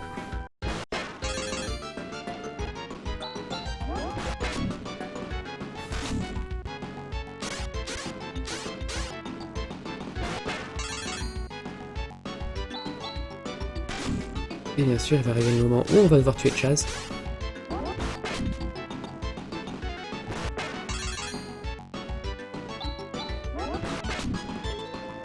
Ah, on tue Rune aussi.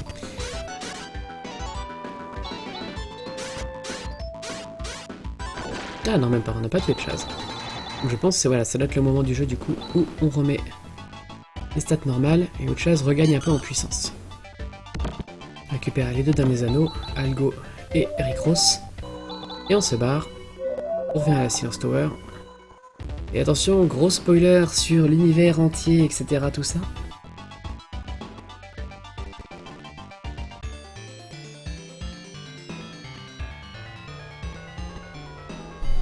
On va enfin savoir ce qui se passe dans le système d'Algol. Depuis 4 jeux.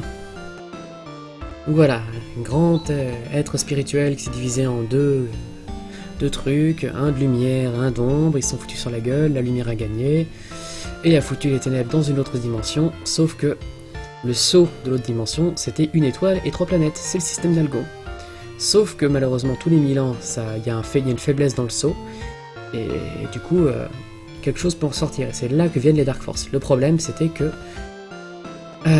Palma, vous l'appelez comme vous voulez, a été détruite, et du coup, les ténèbres sont en train de ressortir du sceau pour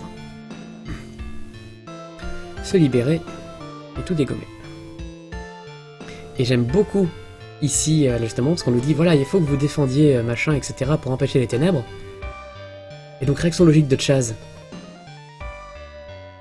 Mais pour qui tu nous prends? Enfin, ok, c'est mignon, t'as mis son sacré, machin, le truc, mais elle est où, la grande lumière, maintenant? Ah, bah, elle est partie.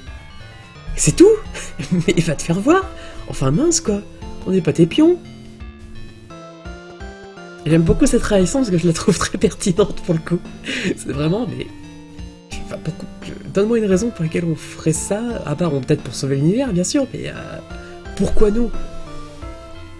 Comme il dit, il est un peu paumé hein, depuis la mort d'Alice. Hein. Comme il dit, il aime pas trop l'idée d'avoir tout le destin du système solaire sur les épaules. Et du coup, on retourne sur Desoris.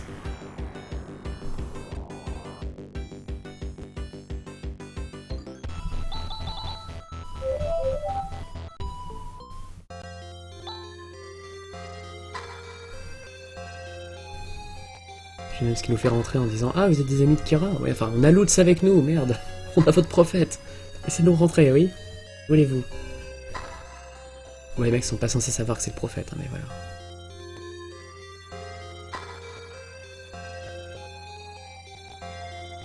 Et du coup, on va retourner justement dans la chambre de l'hôte.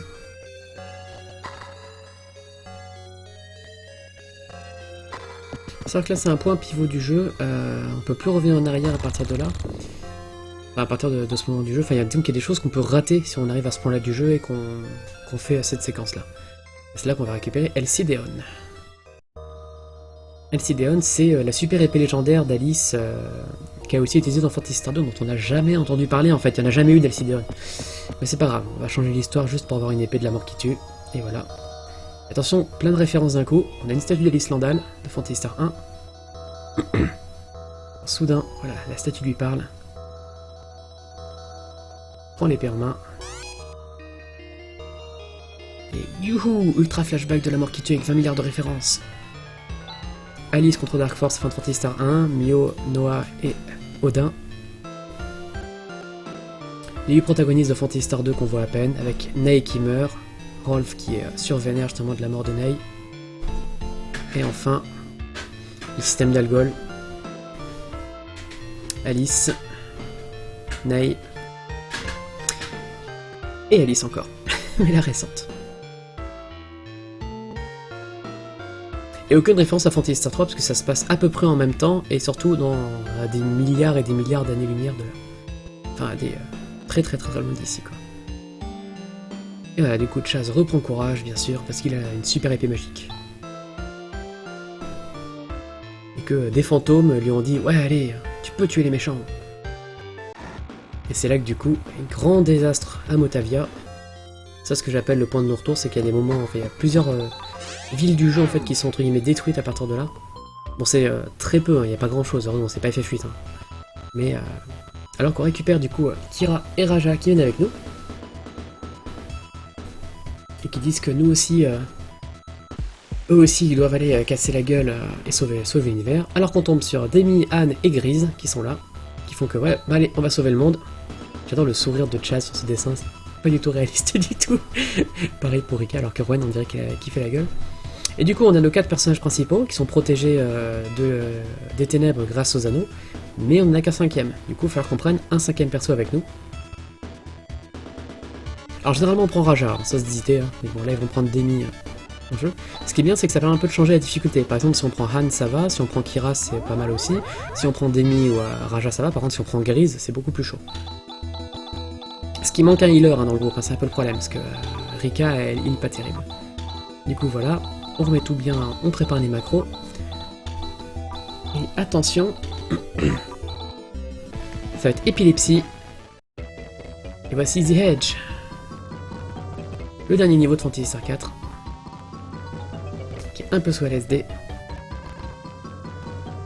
Et oui, on est sur émulateur, hein, ça se voit hein, en haut à gauche, il y a le compteur de frames et les inputs. Et les frames de chargement. C'est un tasse.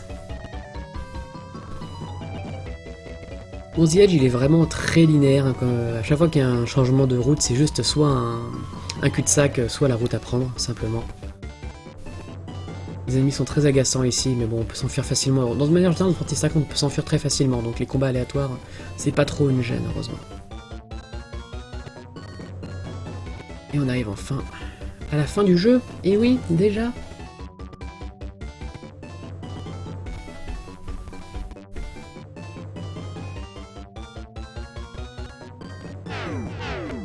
Et enfin, les ténèbres. Alors vous vous souvenez les Dark Force qu'on avait rencontrés, on les avait vus 3 formes différentes. Première forme gloubi-boulguesque avec un peu des bouches partout, machin, avec des dents. Deuxième forme insecte, et enfin une forme humanoïde. N'oubliez pas. Et enfin...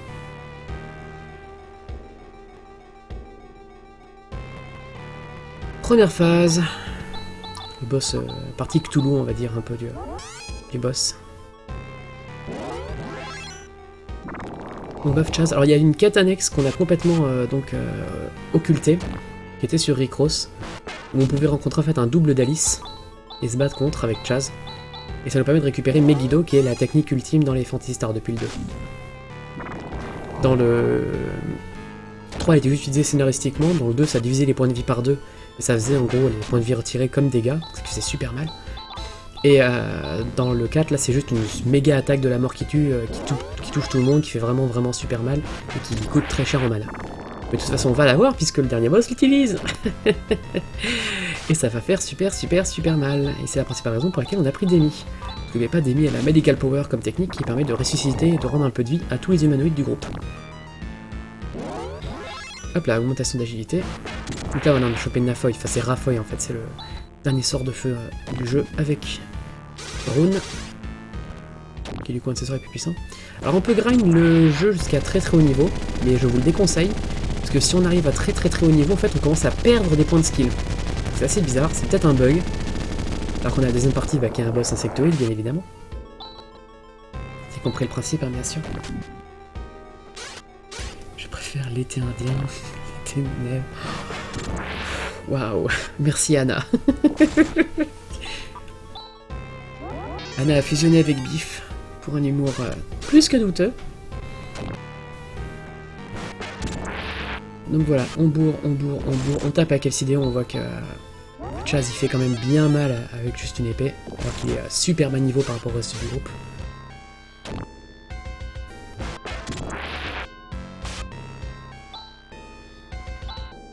Si vous faites attention, vous voyez quand Rika attaque, c'est deux couleurs différentes d'animation, voilà, une rose et une bleue. Et il me semble que c'est la Silver Tusk et la Genocide Claw. Il me semble que c'est les deux meilleures armes de toute façon qu'elle peut avoir. Et enfin, on bourre. Et toujours de la manipulation pour éviter d'en prendre trop cher de la part du boss. Et enfin, troisième et dernière phase, avec encore une musique de charisme, mais qu'on va pas avoir complète malheureusement, parce que le boss va mourir trop vite. La forme humanoïde, qui fait très référence au dernier boss de Phantasy Star 2 pour le coup, qui était Mother. Et surtout, on se heal, parce qu'on sait ce qui arrive. Tous les X tours, de manière générale, le boss va faire ça. Megiddo! Aïe! Voilà, Reaper Kit sur Demi pour la raise et la full vie. On essaie d'endormir Gwen, mais ça marche pas bien évidemment. Manipulation de chance, etc. Ça c'est de l'unification, voilà, heureusement que le boss on peut le manipuler pour faire des attaques comme ça, sinon ça ferait vraiment beaucoup trop mal. Et enfin, on bourre. Le but étant de bourrer avant de mourir. Un replay du live que tu avais fait sur FF9. Oula, un live que j'ai fait sur FF9? Ah si c'était au Stunfest, c'est bon, c'est pas vraiment un live comme je l'ai vu. Live que j'ai fait sur FF9, je vois pas, remets en situation s'il te plaît, Kuja. Alors qu'on a dit qu'il commence à partir derrière. Ouh, elle s'appelle cette piste d'ailleurs. Ce qui est assez marrant, c'est que j'ai cherché pas mal de remix justement pour alimenter les périodes de pub, les intros et les fins de Phantasy Star. Et ce qui est marrant, c'est que il y a 2 fois plus de remix pour Phantasy Star 4 juste que pour les 3 précédents. Ça c'est marrant. On sent que le jeu est beaucoup plus populaire, et a raison, il est vraiment très bien comme RPG.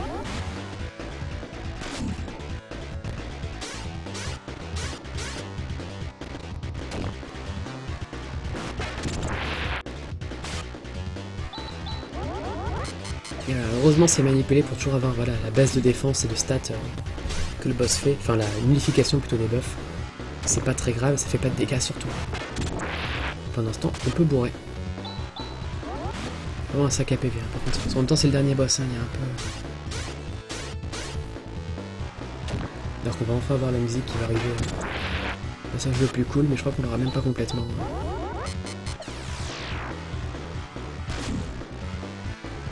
Je sais pas si on peut éviter complètement tous les Megiddo. Il y en a un, visiblement, on est forcé de l'avoir parce qu'il se l'est pris.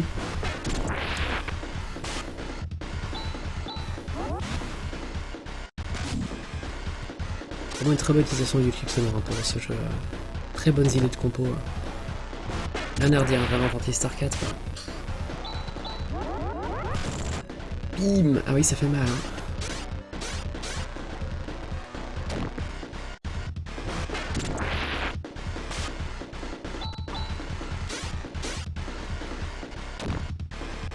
Et c'est fini. C'était le dernier boss. Vous l'avez vu en bas à gauche, un movie finished. Et c'est la mort des ténèbres profondes.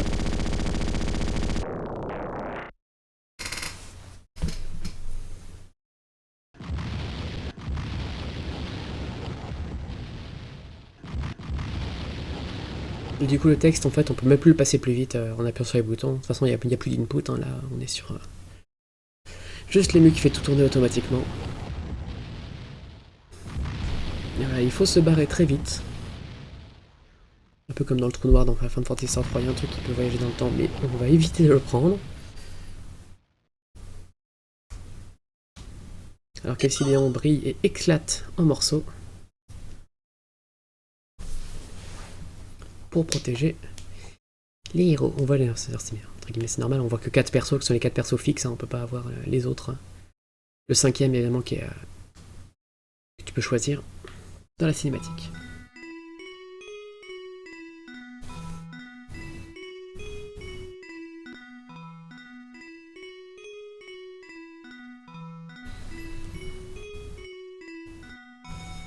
Et voilà, le temps des au revoir, tout le monde va rentrer chez soi, sur sa planète, sur son satellite, etc. Pour vivre en paix. On a sauvé le monde, on a sauvé l'univers. La totale.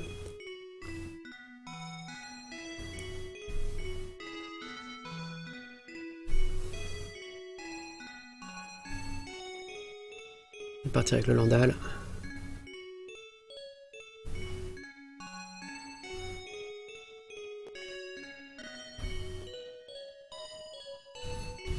Rowan donc qui va partir avec Raja, Demi, Kira et Rika.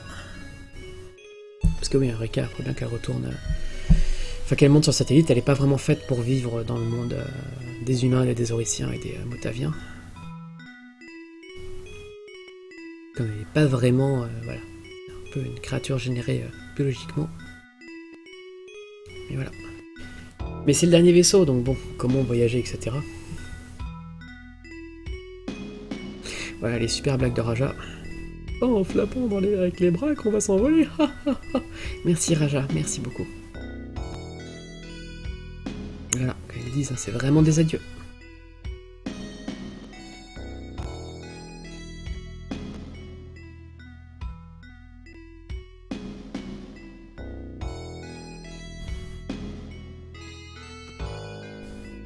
Voilà, Demi qui part avec eux, également, qui va pas rester sur Motavia.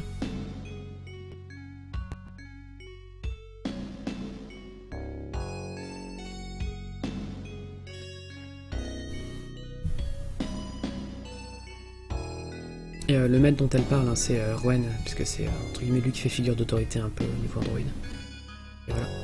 D'ici là, d'ici à ce qu'il ne soit inutile pour la survie entre guillemets des planètes, mais ils continueront à gérer la météo et tout. On ramène Jean sur des Oris, on retourne à Zélan, et ça sera fini.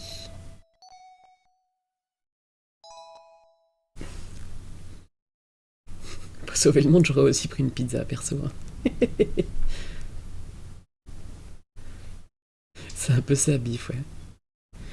Écoute, là, ça demande, mais où est Rika? Oui, parce que bon. Voilà, elle est déjà dans le vaisseau.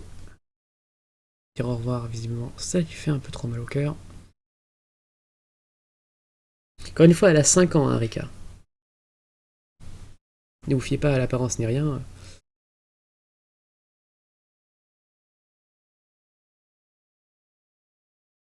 Ouais, bah moi j'aurais bien aimé que vous vous rencontriez, justement. Malheureusement, c'est jamais arrivé. Et ce jeu a plus de 20 ans. Punaise, 94, hein. 21 ans cette année.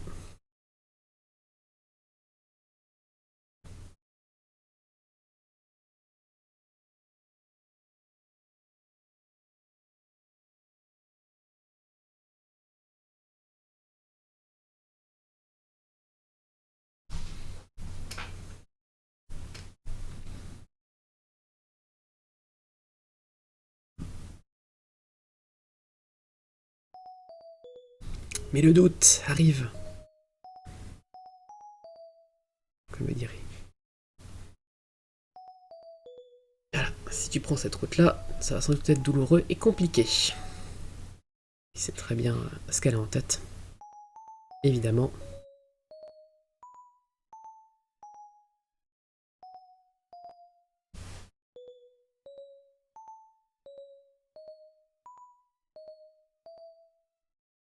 Du coup, bah, qu'est-ce qu'elle fait? Chose la plus logique à faire. Du coup, chacun retourne chez soi, hein, bien sûr. Grise retourne dans son village. Au final, on l'aura très peu vu.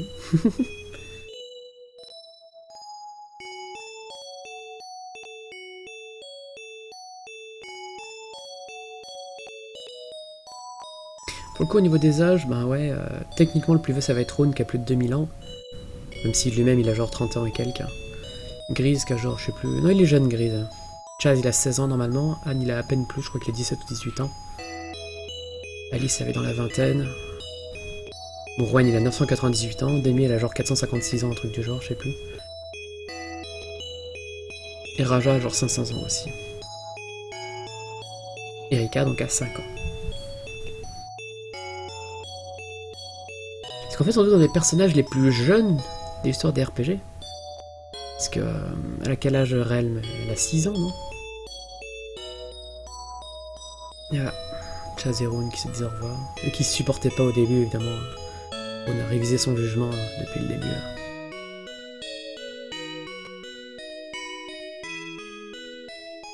Il a quand même choisi pour être le guerrier qui l'accompagnera.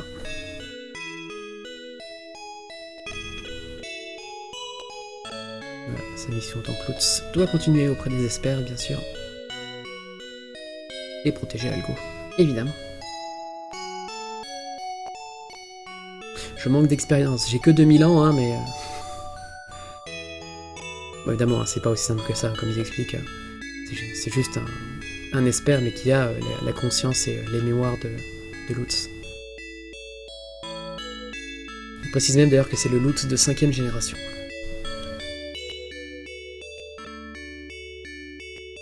D'ailleurs, c'est étonnant qu'il reste sur Motavia, puisque il vient de Désoris quand même à la base, lui. Hein.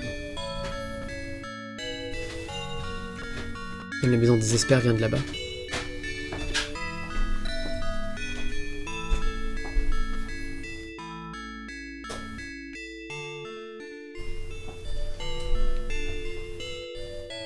Alors qu'évidemment, Rika pointe son nez par la fenêtre du vaisseau, qu'elle hésite une dernière fois à ce que Rowan lui a dit. Et elle se jette.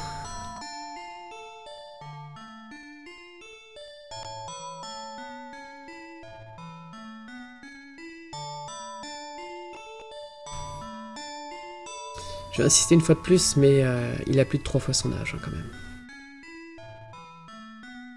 Bref.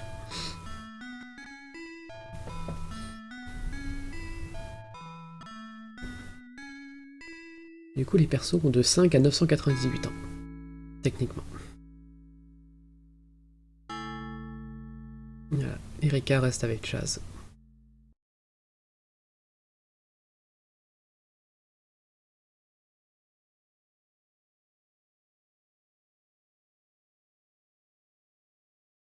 Eh bien, on voit un peu les conclusions de chacun des persos. Anne qui devient un prof.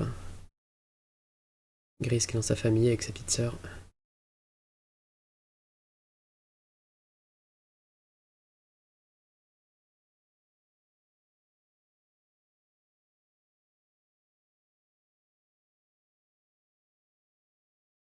Raja continue à boire des coups, évidemment.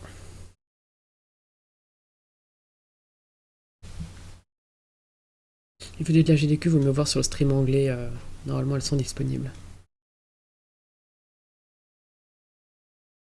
Kira, qui est toujours une prêtresse chez les Espers.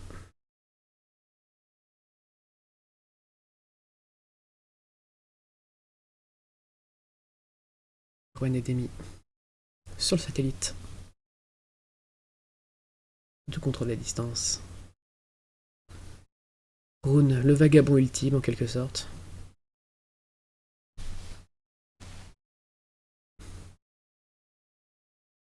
Et enfin, Chaz et Erika.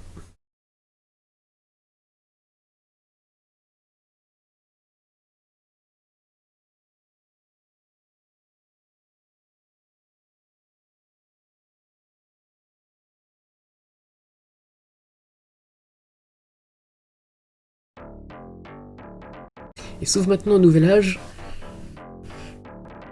qu'on ne verra jamais. Parce Parce que vraiment la grosse déception au final, c'est qu'il n'y a jamais eu de Phantasy Star 5, il n'y a jamais eu de suite entre guillemets vraiment directe à celui-ci. Techniquement ils ont tué les méchants, donc c'est compréhensible, hein, voilà, à partir du moment où tu as tué l'entité qui crée les méchants depuis le début, voilà, c'est un peu logique de faire une suite, mais punaise, il y a tellement à faire dans le système d'Algo, tellement d'histoires qui ont été écrites entre justement les différents Phantasy Star qui pourraient être exploités pour faire des trucs, tellement de trucs, c'est un univers vraiment riche, et c'est vraiment dommage que ce soit arrêté il y a 20 ans et que depuis, il n'y a plus que des choses qui n'ont plus rien à voir. Phantasy Star Online se trouve dans des vaisseaux mères de la fin de Phantasy Star 2, et puis après ça devient n'importe quoi, un Phantasy Star Universe, Phantasy Star 0, etc. Catastrophe. En général, ils vont reprendre des trucs qui font penser au système d'Algol, mais pas tout à fait. Donc il y avait un système tout prêt avec plein de trucs et une histoire et machin, avec 3 millions d'histoires et rien quoi. C'est vraiment dommage. Et les Gaiden sur Game Gear aussi qui n'ont rien à voir. On voit Ellis Landal d'ailleurs dans une colonie sur une nouvelle planète qui n'a rien à voir, qui sont complètement sortis de la chronologie et qui ne sont pas canons. Mais bon, ils existent quand même, ça vaut le coup de le noter.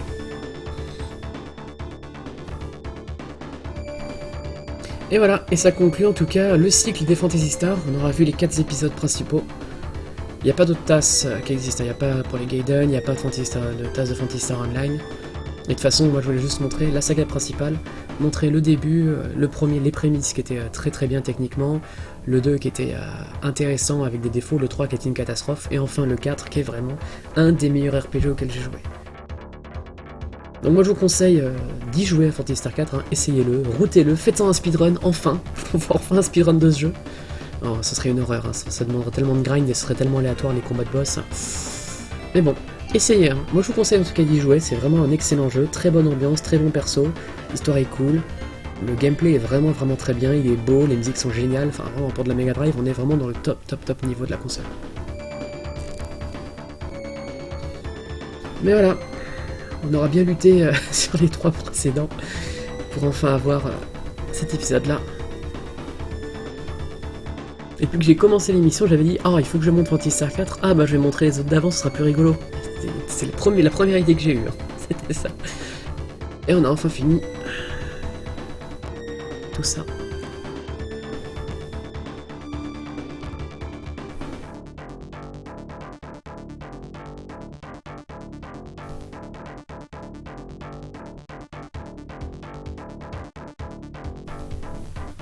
Bon, au moins dans To Save the World, tu peux revenir tout de suite quand t'as un game over sur un boss, donc c'est un peu différent. Et voilà, ça finit avec la statue d'Alice et de Mio. Parce que du coup, on n'a même pas vu la ville qui fait complètement référence à Phantasy Star 1 qui est planquée. Un peu dommage. Et voilà. Et c'est la fin de Phantasy Star 4. C'est la fin du cycle Phantasy Star. On va pouvoir s'arrêter là. Tout de suite après, c'est Colette qui va faire du Halo Reach, je crois, si j'ai bonne mémoire. Il me semble que c'est un petit changement de planning. Moi, du coup, je vais vous abandonner. Encore une fois, hein, jouez à Phantasy Star 4. Vraiment très bon jeu. Aucune excuse pour pas y jouer, hein, sorti en 94. Un émulateur, c'est vite fait. Kega Fusion, ça marche très bien. Là, c'est Guns, mais Kega Fusion, ça marche encore mieux. Et du coup, on se donne rendez-vous la semaine prochaine pour un épisode... Alors, qu'est-ce qu'on dit sur la semaine prochaine? Plein de titres différents. Plein de titres différents qui s'entremêlent avec des numéros incompréhensibles. Le 3 peut être appelé le 4, un autre 3 peut être appelé le 2, le 5 n'a pas de numéro techniquement, et le 6 peut être s'appelle le 4, mais on l'appelle quand même juste le 6. Voilà, c'est super facile à retenir. Et du coup, la semaine prochaine. Bye bye!